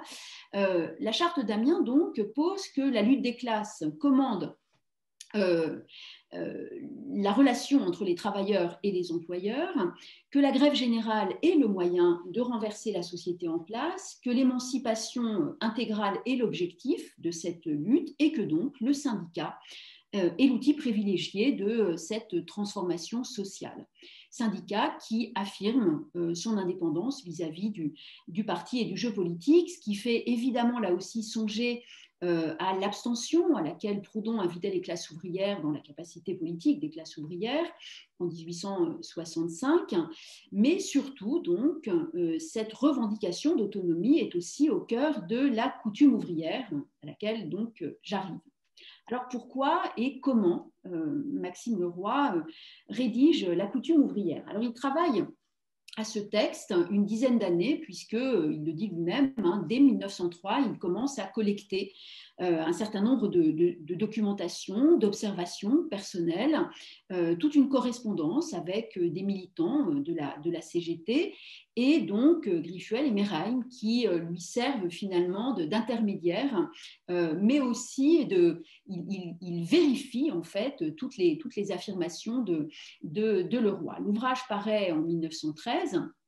Après donc la promulgation du livre premier du Code du travail et de la prévoyance sociale par la loi du 28 décembre 1910, dont on sait qu'elle a été l'objet d'un grand nombre de critiques, puisque certains dénoncent une loi de façade, un code en trompe-l'œil, qui finalement équilibre les antagonismes sociaux, mais ne les réduit absolument pas. Et du coup, à ce droit concédé par l'État, eh bien, certains opposent l'idée d'un droit autonome d'essence syndicale. Et Leroy, qui évoque cela dans la préface de la coutume ouvrière, Leroy fait référence à Georges Sorel, qui, avant lui, le premier, dès la fin du XIXe siècle, effectivement, définissait l'idée d'autonomie ouvrière par la production de son propre droit, un droit ouvrier qui ne serait pas justement cette législation ouvrière et qui se déploie, dit Sorel, dans la somme des usages qui se forment dans le corps des travailleurs, c'est-à-dire dans les groupements professionnels, un droit prolétaire que, au passage, Sorel interdit aux professeurs de droit d'intégrer dans leur système juridique, le système juridique qu'ils enseignent, dans la mesure où ce droit prolétaire porte en soi la destruction du droit bourgeois, une mise en garde qui fait assez écho à l'opposition dans l'article fameux d'Alain Cotreau, droit et bon droit. Lors des grandes grèves de 1906, Merheim définissait le syndicat comme un groupement de lutte intégrale révolutionnaire qui a pour fonction de briser la légalité qui nous étouffe pour enfanter un droit nouveau que nous voulons voir sortir de nos luttes, ce qui est une réponse à Clemenceau qui reprochait aux syndicalistes d'agir justement contre les intérêts de la classe ouvrière en l'incitant à ne respecter ni la loi ni le droit. Bref, ce qui est en jeu et ce qui anime Maxime Leroy, c'est l'autonomie du groupement syndical à entendre au sens juridique, non pas seulement comme l'indépendance d'un système par rapport à son environnement, mais bien comme l'irréductibilité de deux systèmes, le droit autonome ne dépendant d'aucun autre pour déterminer le contenu de ces règles, l'autonomie du droit prolétaire, étant pensé à la fois contre l'individualisme du Code civil, mais aussi contre l'État pour affirmer finalement une sorte de pouvoir social créateur qui contredit le dessaisissement normatif qui aurait été celui de la société depuis la Révolution française. Alors, puisqu'on vous avait soumis la préface et l'introduction de la coutume ouvrière, ces deux passages, en fait, s'articulent, je trouve, de façon très, très cohérente, puisque dans la préface, Leroy justifie sa méthode et dans l'introduction, il présente le droit prolétaire. La préface, vous l'avez vu, commence par une des considérations sur la pluralité du peuple que masque la domination bourgeoise, morale et politique, en vertu de laquelle tout ce qui s'éloigne finalement des idées de l'élite est jugé immoral puisque contraire à l'unité du peuple. Cette unité purement législative, et on songe évidemment à l'opposition peuple légal, peuple réel, occulte la diversité du type français, dit le roi, et cette diversité, elle est pourtant visible, si on veut bien la voir, mais avec les bons instruments, et le roi dit qu'il faut s'appuyer sur les méthodes concrètes et objectives de l'ethnographie, qu'il oppose d'ailleurs au passage à la tendance des observateurs des faits sociaux contemporains. Je ne sais pas exactement à qui il songe, mais dont il dit qu'il résiste rarement à la tentation de prendre parti. Devant toute nouveauté sociale, les publicistes commencent par prendre une attitude de combat. Ils n'ont pas fini d'observer que déjà ils critiquent. Ils critiquent par rapport à quoi? Ils critiquent par rapport aux principes bourgeois qui constituent leur grille de lecture. Puisque les classes sont diverses et pensent antagoniquement, alors là l'expression est typiquement proudhonienne, et que tout est en somme question de point de vue, le chercheur doit dépasser ses préjugés de classe, et c'est ce que va faire justement Maxime Le Roy.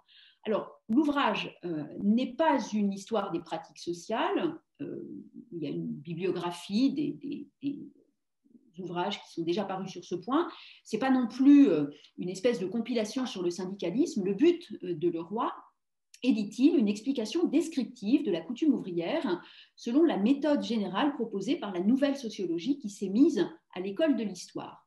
Et donc, à partir d'une enquête approfondie sur les origines des associations, des organisations ouvrières, il va proposer une systématisation de la pratique syndicale qui s'est développée en dehors de la loi.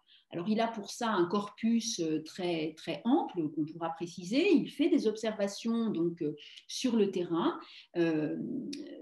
Il correspond avec tout un ensemble de militants et tout cela lui permet d'éclairer finalement la pensée des hommes du travail, mais de montrer aussi finalement le profond sens juridique qui est le leur et qui préside finalement à la rédaction des statuts dont ils dotent leurs organisations. Sur la méthode, ce qui est très intéressant, je trouve, c'est que Le Roy dégoupille en fait deux critiques, deux écueils dans lesquels il aurait pu tomber.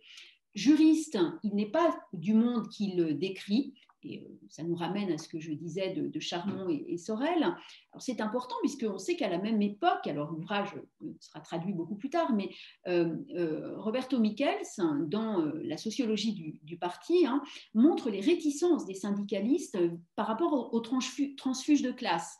Et on peut imaginer effectivement que Le Roy avait sans doute un peu cette crainte aussi qu'on le lui reproche, d'où l'insistance mise en permanence sur les contacts qu'il a avec les militants et les ouvriers. Et ça pose la question finalement, et c'est le deuxième écueil, du positionnement de l'observateur. L'époque n'est pas encore aux injonctions de la neutralité axiologique, tout simplement parce que Weber n'a pas encore prononcé ses conférences. Et par ailleurs, sur la question de la neutralité axiologique, je crois qu'il faut absolument lire le texte d'Isabelle Kalinowski qui met très clairement les choses au point sur ce qui est dû à Weber et ce qui est dû aux traductions de Weber. Enfin, Le Roy, du coup, situe son rapport à son objet de la même manière, il le cite, que Charles Seignobos dans son Histoire politique de l'Europe contemporaine, qui affirmait finalement d'expliquer au lecteur ses préférences personnelles. Eh bien, Le Roy estime que le sujet de son livre indique en soi ses préférences et il assume une ardente sympathie compréhensive pour le syndicalisme. Son livre est écrit sans volonté combative, mais celui qui se décrit comme un écrivain social se fixe comme objectif d'être sincère et de documenter avec probité, ce qui ne peut pas se faire, dit-il, avec antipathie pour son objet.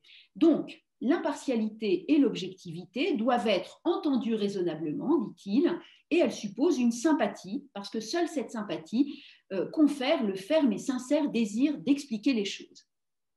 Là aussi, je pourrais vous parler de ce que Weber dit en 1917 sur le fait que l'anarchiste serait peut-être un très bon professeur de droit parce qu'il a quand même une petite distance vis-à-vis de son objet, mais ça c'est une autre affaire. En tout cas, là, on a de la science, mais la science s'accommode de l'engagement, donc c'est de la science engagée que nous propose Maxime Leroy. La question du droit étant une question politique, est-ce qu'on est face à un travail idéologique ? Sans doute.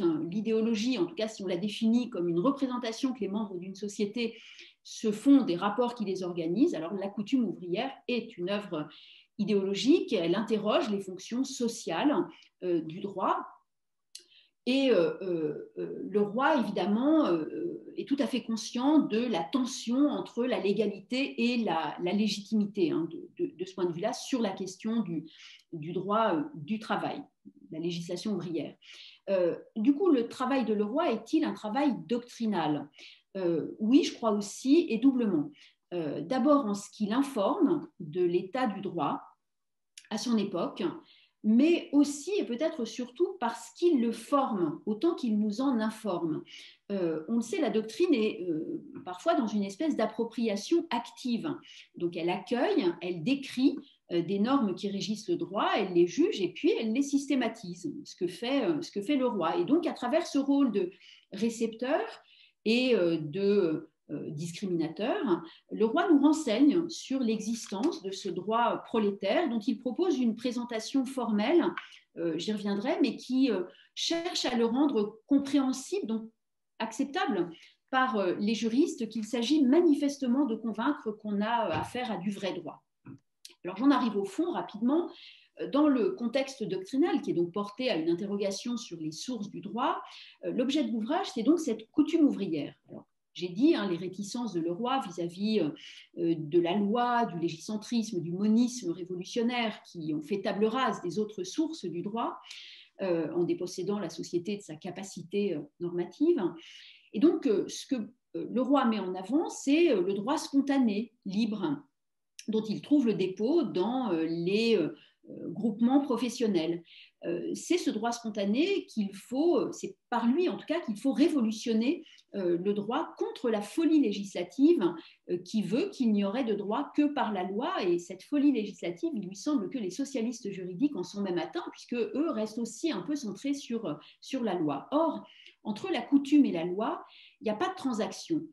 Et cette tension que met à jour le texte de Leroy m'évoque évidemment, Leroy ne le cite pas, le texte de Marx sur le vol de bois en 1842, dans lequel on sait le droit coutumier, il s'agit des communaux, hein, était l'instrument des paysans contre la légalité bourgeoise. Alors on sait tout le bénéfice, tout le profit qu'en a tiré l'historien anglais marxiste E.P. Thompson, que les travaillistes connaissent beaucoup grâce à la formation de la classe ouvrière anglaise, mais qui est aussi l'auteur d'un texte, un court texte qui est traduit à la découverte, qui s'appelle « La guerre des forêts » et qui porte précisément sur cette tension entre la coutume paysanne et la loi bourgeoise. Et puis par ailleurs, tous les articles de Thomson sur la coutume ont été récemment publiés dans les usages de la coutume auxquels je vous renvoie. Alors, Leroy n'est pas marxiste, mais il oppose déjà le particularisme du droit prolétaire à la loi étatique, démarquant le droit prolétaire coutumier de la législation ou du droit ouvrier, ce qui est la réglementation du travail par l'autorité publique. La coutume ouvrière, c'est l'illustration d'un pluralisme et d'un droit social secrété par la multitude des groupes professionnels dont la vie juridique autonome produit une réglementation abondante qui vient enrichir le droit contemporain et qui forme en soi finalement un système juridique. Et donc pour dépasser les réticences des juristes et des professeurs en particulier, irrités, il le dit par ailleurs, par l'impuissance des lois, et qui ne voudront pas, dit-il, reconnaître le caractère juridique de ces règles, eh bien le roi les présente article par article, statut par statut, selon un schéma qui est toujours à peu près le même, comment on adhère dans un groupement professionnel, l'organisation de ce groupement et les obligations de ses membres. Et il décrit ça dans les 9 livres qui composent la coutume ouvrière. Et tout cela compose donc ce système juridique prolétarien. Alors cette présentation qu'en fait le roi renforce le lien qu'il établit et qui, selon lui, n'est pas tout à fait intuitif à son époque, entre syndicalisme et ordre. Derrière l'apparent désordre des luttes sociales, un souci d'ordre transparaît, d'après le roi, qui donne à la lutte syndicale, finalement, sa très haute valeur morale, hein, c'est ce qu'il dit. Les ouvriers renouvellent par la société, ils renouvellent la société par leurs règles, des règles qui sont de plus en plus raffinées, de plus en plus techniques, mais aussi de plus en plus solidaires et de plus en plus égalitaires. Les règles qu'ils se donnent sont juridiques, puisqu'elles sont obligatoires et sanctionnées. Il y a une discipline. Elles constituent l'organisation donc de toute la partie prétendument inorganisée de la société, et par où il faut comprendre que l'anarchie, au sens de désordre, n'existe pas dans le monde ouvrier. Et là aussi, c'est une nouvelle marque de l'influence de Proudhon, puisqu'on sait que Proudhon distinguait l'anarchie négative, le désordre, de l'anarchie positive, qui est la recherche d'un ordre qui ne serait pas l'ordre étatique en réalité. Et je cite le roi, « Est-ce parce que la loi est muette qu'il faut inférer le désordre ? Les règles prolétariennes témoignent de cet ordre particulier du travail. Le droit syndical est complexe, prévoyant, abondant avec ses règles constitutionnelles et civiles, ses œuvres de mutualité, d'assistance, sa morale, sa discipline. » Le roi renvoie d'ailleurs au passage les juristes qui dénonceraient les imperfections de ce droit au fait que la loi ne se signale pas non plus par la très grande qualité de ces textes. Alors, ce qui m'amène à la réception de cet ouvrage.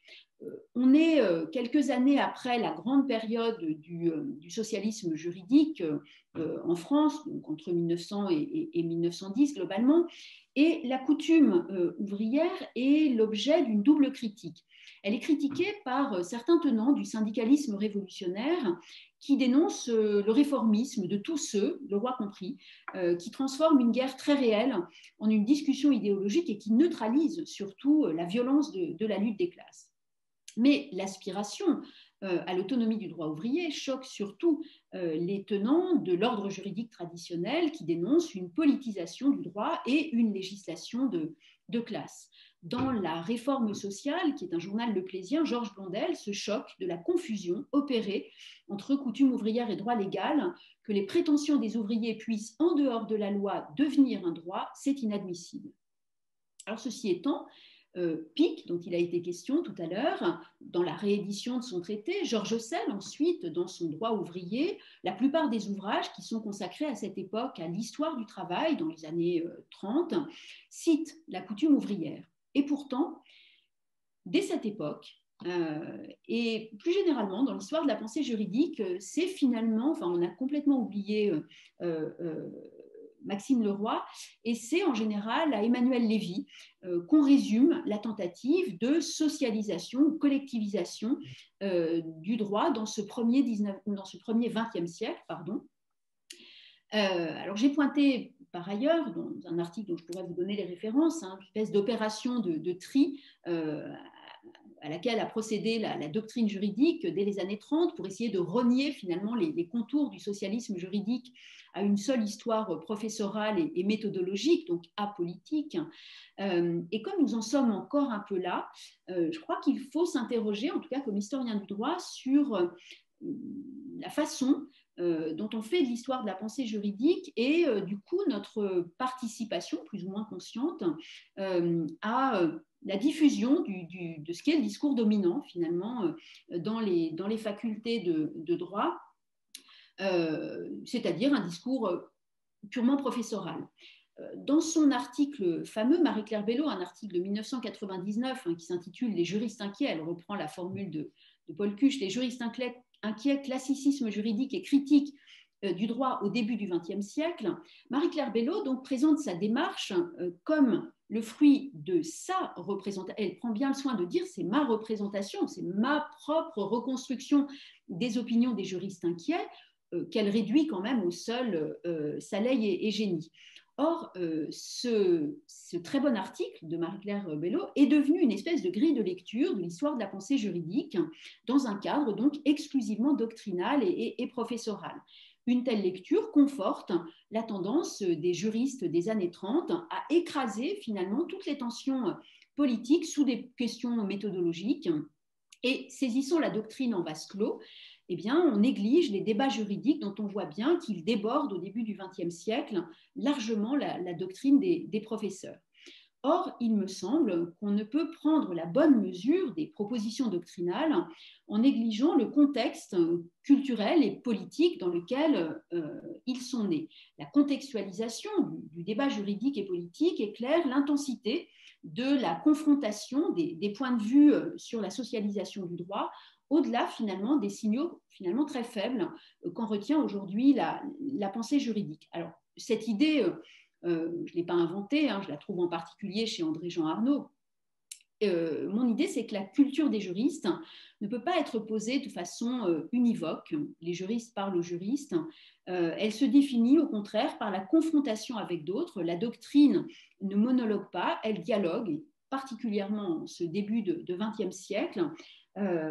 Elle dialogue dans un contexte où la place du droit, on le voit, est discutée, puisqu'il apparaît comme un recours au-delà du seul cercle des juristes, voire même comme une arme de subversion.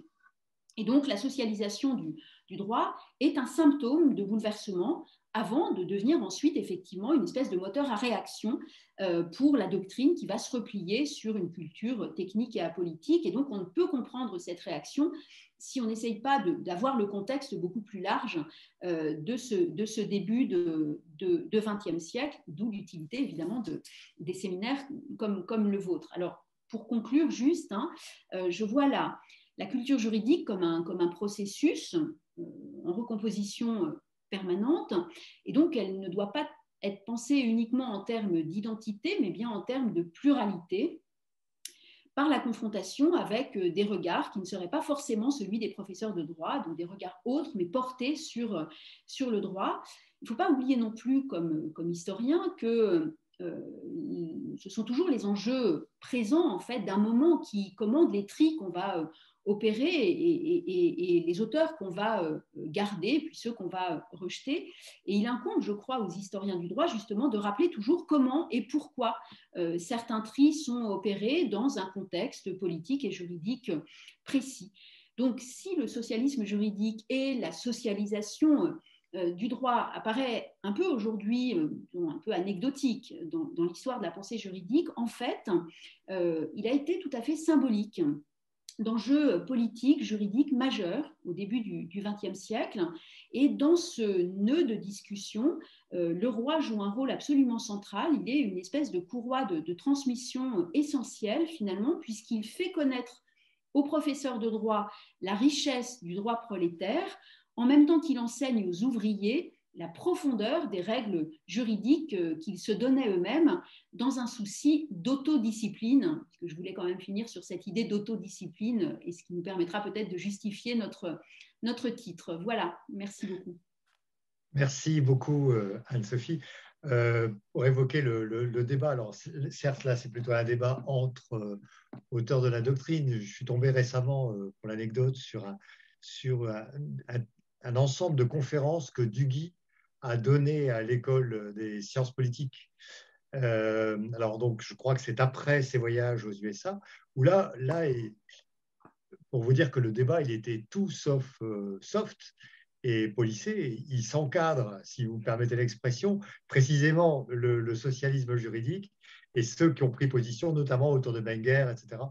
C'est assez impressionnant et c'est important pour nous, je crois, d'aller lire ça aussi pour se rendre compte que, bah oui, le débat était rude à l'époque. Alors là, certes, entre deux auteurs ou deux ensembles d'auteurs rattachés à la doctrine, mais qui va aussi, c'était le sens de ton propos, qui va aussi chercher ailleurs ses sources d'inspiration. Parce que je rappelle aussi que Maxime Leroy a été, au moment où il soutient sa thèse, donc 1898, là, à Nancy, comme tu disais, faut la lire, cette thèse, elle est assez... faut oser publier, faut oser dire ça dans une thèse de droit, c'est assez extraordinaire. Mais il est aussi tout un temps un pilier des universités populaires qui se mettent en place à l'époque. Et c'était pour rebondir sur ta dernière remarque sur le fait d'aller voir aussi ailleurs ce qui se passe ailleurs que dans la doctrine. Je n'ai pas trop travaillé la question, mais j'ai l'impression qu'il a été, il est très imprégné aussi de cette approche-là. Parce que quand tu évoquais faire passer le droit vers des populations qui, a priori, n'ont pas de connaissances juridiques, je pense que son investissement dans les universités populaires de l'époque doit avoir imprimé quelque chose. Enfin, je ne sais pas ce que... Oui, incontestablement. Et d'ailleurs, Farid y faisait allusion, mais effectivement, on co-dirige avec notre collègue Laetitia Guerlain un prochain volume des études sociales consacré précisément à l'enseignement populaire du droit. Laetitia travaillant aussi par ailleurs sur les ouvrages populaires, justement, de diffusion du droit. Alors, il y a quelques questions là qui sont apparues. Je vais les restituer. Alors, la première, c'est sur l'influence. Je m'adresse à vous deux, hein, à Anne-Sophie et à Farid. L'influence des idées de la Commune de Paris sur la réflexion juridique et sociale à la fin du 19e, début 20e. Est-ce que vous auriez des pistes à nous proposer? Est-ce qu'il y a eu une influence? Pas du tout, je ne sais pas. Alors, moi, il se trouve que moi, je travaille quand même beaucoup sur les anarchistes. Donc, du coup, et à la fin, enfin, après l'épisode de la commune, pendant une dizaine d'années, il ne se passe pas grand-chose. Et puis après, on sait qu'il y a tout le mouvement de la propagande par le fait, pour savoir comment réactiver finalement la révolution. Alors, ce qui n'est pas fait pour rendre finalement les anarchistes tout à fait aimables et audibles par toute une partie de la société. De fait, moi, je la trouve, enfin, elle apparaît pas vraiment, la commune, dans les textes, dans les textes des juristes, honnêtement, pas du tout. Et le roi, alors il faudrait reprendre quand même, comme il est l'auteur de cette histoire des idées sociales, il faudrait, je ne sais pas si... parce que j'ai un doctorant qui travaille sur le roi et qui doit être là peut-être, donc il pourra peut-être nous confirmer qu'il en est peut-être question dans l'histoire des idées sociales, mais non, moi je la vois peu apparaître en fait, la commune, chez les juristes du tout début du XXe siècle. J'avoue que moi, non. Je n'ai aucun souvenir, y compris tu faisais allusion à l'histoire des idées sociales de Maxime Leroy, d'avoir vu quelque chose qui ait fait référence à la commune, effectivement. D'ailleurs, c'est une question en soi, c'est une vraie question qui mérite qu'on s'y penche. Hein. Non, moi, en tout cas, dans ce que j'ai pu feuilleter jusqu'à présent, je n'ai pas vu d'expérience. Non. Et pourtant, il y a cette idée effectivement que la commune aurait initié un certain nombre de mesures sociales, enfin liées au temps de travail, à la question du travail des femmes aussi, mais je ne suis pas sûre au moment où la législation passe, je ne suis pas sûre qu'on l'assume comme ayant une origine communarde. Alors peut-être tout simplement parce que les sources n'étaient pas accessibles. Il est possible que les auteurs ou des gens comme Maxime Leroy n'aient pas eu une source documentaire pour vraiment porter une appréciation étayée sur les événements de la commune, parce qu'on est encore dans une phase, dans les années, la commune, donc 20-30 ans après, on est encore dans une période de presque d'oubli, enfin de réprobation, de disqualification. Donc je crois que ces auteurs qui, s'ils l'avaient fait comme juristes, auraient peut-être été attentifs à voir vraiment les textes, les PV, etc., des échanges qui ont pu se nouer dans les différents lieux de discussion. Donc c'est peut-être imputable aux sources, mais je n'ai pas d'autres éléments d'explication. Oui. D'accord. Alors, parmi les réactions, je le signale, si vous n'avez pas ouvert le chat, il y a la référence à l'article que j'évoquais sur Paul Pic de Farid. Paul Pic entre Code civil et Code du travail, les voies du réformisme juridique, là, dans l'ouvrage collectif de Roussat, je crois que c'était celui-là, c'est ça? C'est ça. Ouais, Oui. c'est ça. Voilà, donc vous avez la référence qui est dans la discussion. Alors, il y a une question qui pourrait vous amener à mais c'est un peu dans le droit fil de la dernière remarque d'Anne-Sophie sur le plan méthodologique. Il y a une question, je vous la livre comme elle est là. Est-il possible de transposer la situation française de la fin du 19e, début 20e, à la situation sociale de l'Union européenne d'aujourd'hui? Alors, à une question comme ça, comment vous réagissez en tant qu'historien du droit social en plus? Moi, je C'est la le dis question de la pas. transposition. Moi, voilà. Ouais. Alors, moi, je suis pas sûre qu'on puisse exactement transposer. Euh,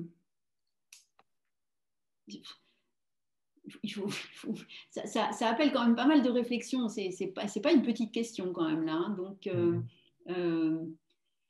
je suis pas sûre qu'on puisse transposer. Enfin, je sais pas ce que, honnêtement, je sais pas ce qu'un Leroy aurait dit. On n'est pas là pour faire parler le roi.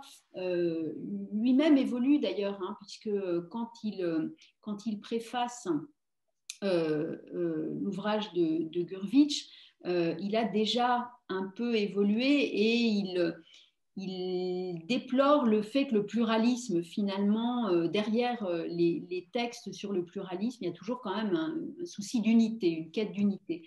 Donc, vous voyez, lui-même évolue. Donc, je ne sais pas si on peut exactement transposer. Et je sais pas, est-ce que la personne qui a posé la question peut peut-être préciser dans quel sens est-ce qu'elle entend cette incitation à transposer une situation donc, du 1er 20e siècle vers un 21e siècle déjà un peu entamé.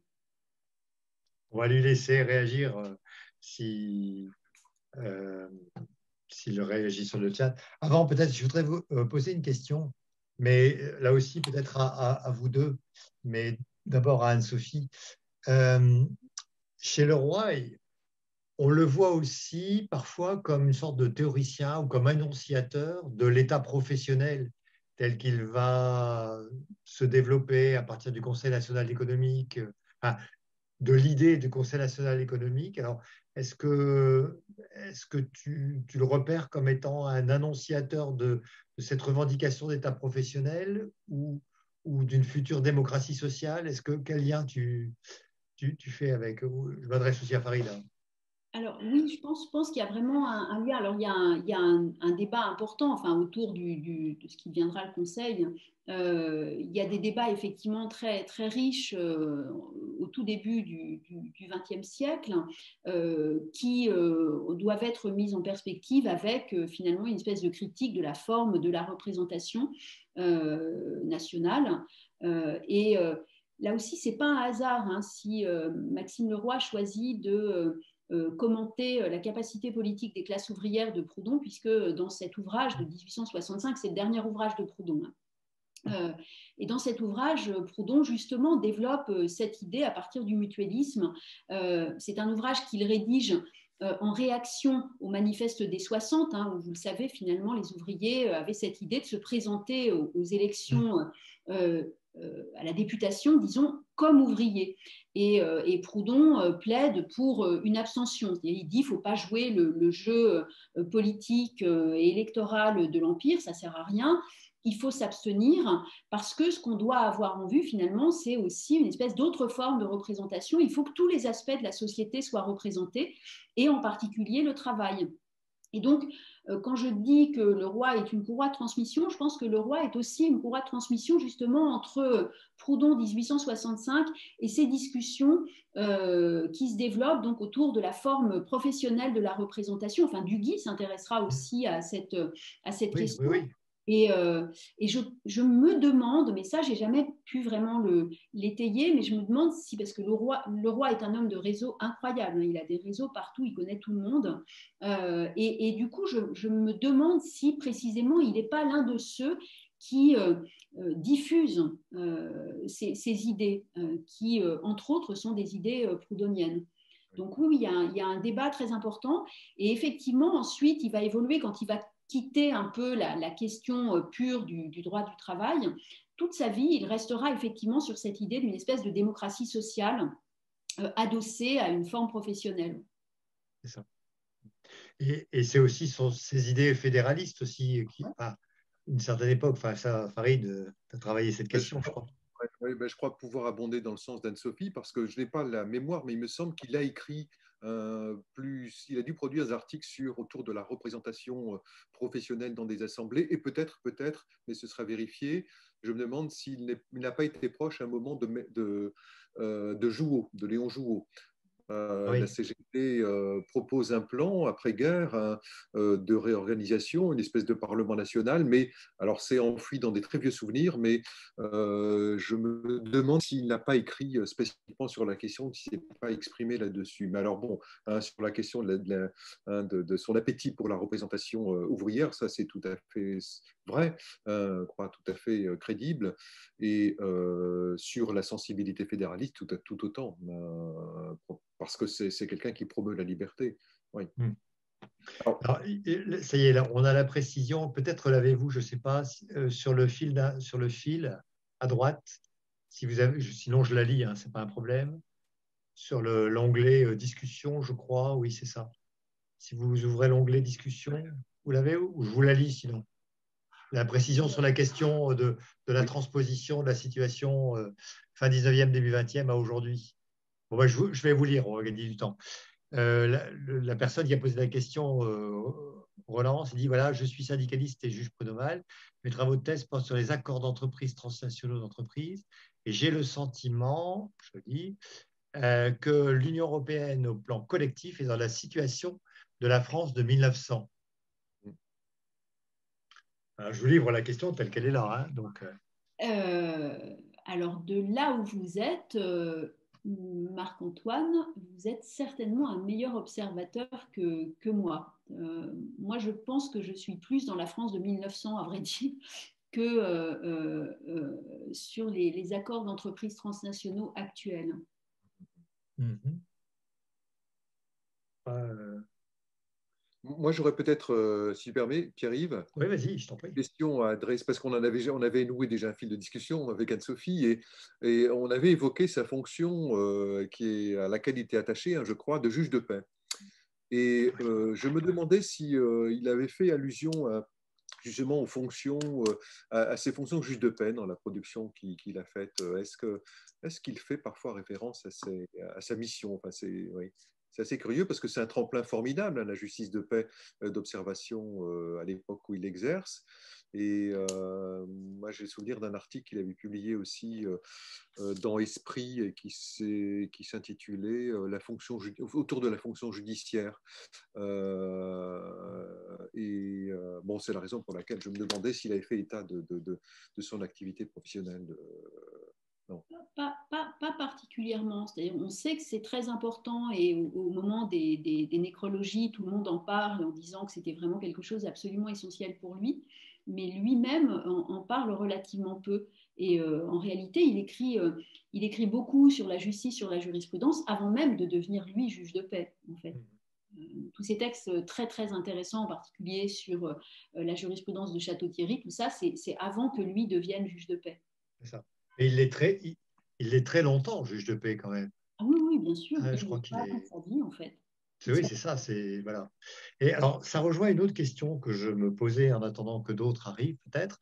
Euh, je me suis toujours posé la question. euh, il meurt en 1957, hein, c'est ça? Voilà. Donc, quelle position il a prise, s'il en a prise, pendant la Seconde Guerre mondiale? Parce que alors, si je me pose la question, c'est que on a quand même trouvé relativement proche, enfin, Jean-Pierre Lecomte pourrait en parler mieux que nous, enfin que moi en tout cas, mais on a quand même retrouvé, en tout cas dans le Vichy premières années, jusqu'en 1942, beaucoup de solidaristes, beaucoup de catholiques sociaux, c'est-à-dire tous des gens qui étaient un peu dans la même veine de l'État professionnel, du fédéralisme économique, de l'entre-deux-guerres en fait. Et donc, je ne sais pas, est-ce qu'on sait quelque chose de lui pendant cette période? Alors effectivement, hein, il y a certains corporatismes enfin, qui se retrouvent exactement dans la ligne de Vichy. Non, moi, j'ai rien trouvé. J'ai rien trouvé à charge. Non, mais même, je ne parlais pas nécessairement Non, à charge, non, mais mais rien. Rien. À un moment, on dit que comme juge de paix, il a rendu beaucoup de services, mais je ne sais plus, je ne suis pas absolument sûre de mon coup, je ne sais plus si c'est pendant la première ou la Seconde Guerre mondiale. Ouais. Oui, c'est ça. Donc là, pour le coup, moi, c'est une question que je me suis toujours posée. Je ne sais pas, je trouvais rien. Je m'étais dit peut-être comme.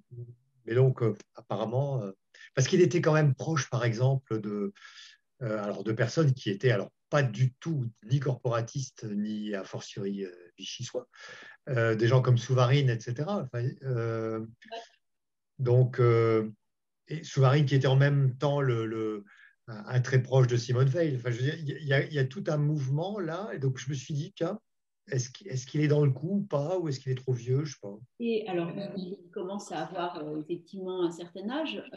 Et par ailleurs, puisque j'évoquais les œuvres complètes de Proudhon, il participe à cette entreprise. Cette entreprise a été initiée dès avant la Première Guerre mondiale, mais en fait, elle ne se développera que dans l'entre-deux-guerres et jusqu'à après la Seconde Guerre mondiale.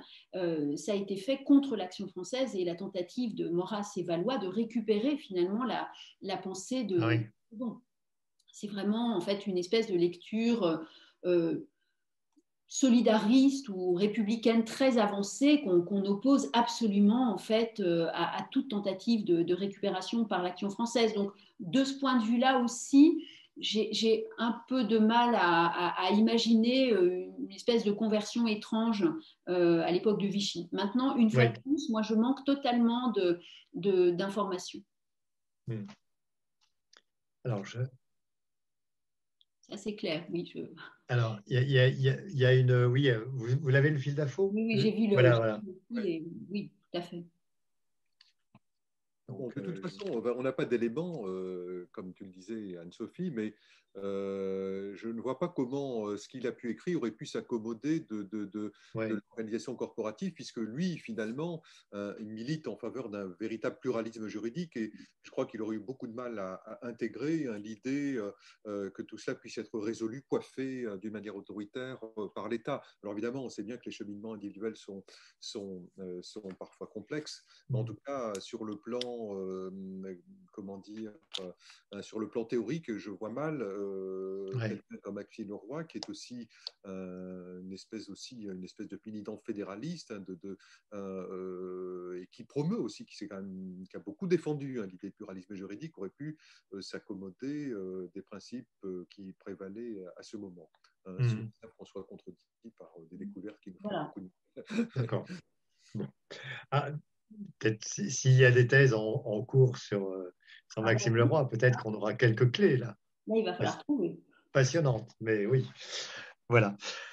Je regarde, voilà, nous arrivons tout doucement à la fin de notre séance. Peut-être, euh, je me dis, c'est assez impressionnant, une remarque un peu générale, vous réagirez dessus. Je suis très impressionné par le fait que quand on a essayé avec Pascal de monter ce séminaire, on n'avait pas imaginé que tant de choses s'entrecroiseraient. Euh, mais c'est à la fois très rassurant et très enthousiasmant. Par exemple, le fait que le roi soit le dédicataire du premier ouvrage, de la première thèse de Gurvitch, puis le préfacier de la, c'est pas une seconde édition, mais de la deuxième thèse, alors qu'on a travaillé il y a 18 mois la déclaration des droits sociaux de Gurvitch. Enfin, je dis, c'est quand même à la fois très rassurant et très enthousiasmant de voir que bah, voilà, la pensée vit, quoi. Et je trouve que ça aurait tendance à nous confirmer l'intérêt, on va pas se lancer des fleurs, mais l'intérêt d'aller revisiter quand même cette pensée-là dans toute sa complexité. Tout à l'heure, j'évoquais Duguy, bah oui, il y a des pages absolument passionnantes chez Duguy, dans ses conférences ou dans ses leçons de droit privé ou de droit public. Bon. Donc, en même temps, il y a de nouvelles pistes qui s'ouvrent à nous. On parlait tout à l'heure, avant le début de la séance, de Georges Sel, euh, qui qu'il faut aussi aller revisiter. Je vous signale que son ouvrage sur l'OIT et le BIT vient d'être réédité chez Dalloz, hein, voilà, avec une préface d'Arim Seifert. Bon, tous ceux qui s'intéressent au droit international du travail et au droit du travail de ces années-là vont croiser à un moment donné les idées de Georges Sell. Voilà. Donc, écoutez, je pense qu'on va pouvoir clore notre, à moins que Pascal soit arrivé, mais ça n'a pas l'air. Je ne vois rien, donc il doit être encore dans les affres de sa réunion institutionnelle.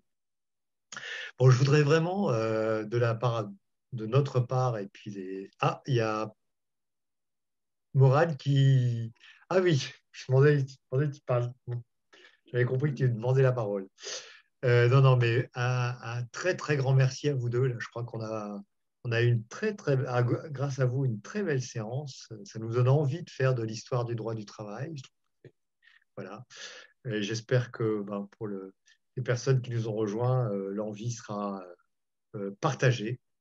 Voilà. Nous vous donnons rendez-vous. Alors, je n'ai pas la date sous les yeux, mais vous recevrez un mail. Euh, tous ceux qui sont inscrits sur la liste de diffusion. Nous allons avoir une séance de clôture de notre séminaire au mois de mai, fin mai. Et Antoine Jameau et Antoine Lioncan ont accepté de discuter ensemble d'un texte qu'ils ont écrit ensemble dans les années 80 et de nous faire partager au fond le regard introspectif qu'ils portaient sur leur propre texte et le regard prospectif qu'ils portent sur le droit du travail contemporain. Donc vous aurez la date, comme d'habitude, par l'intermédiaire de Emma, que je remercie une nouvelle fois très vivement pour tout le travail qu'elle réalise pour nous et puis pour nous permettre de nous rencontrer à distance, mais de nous rencontrer quand même. Voilà.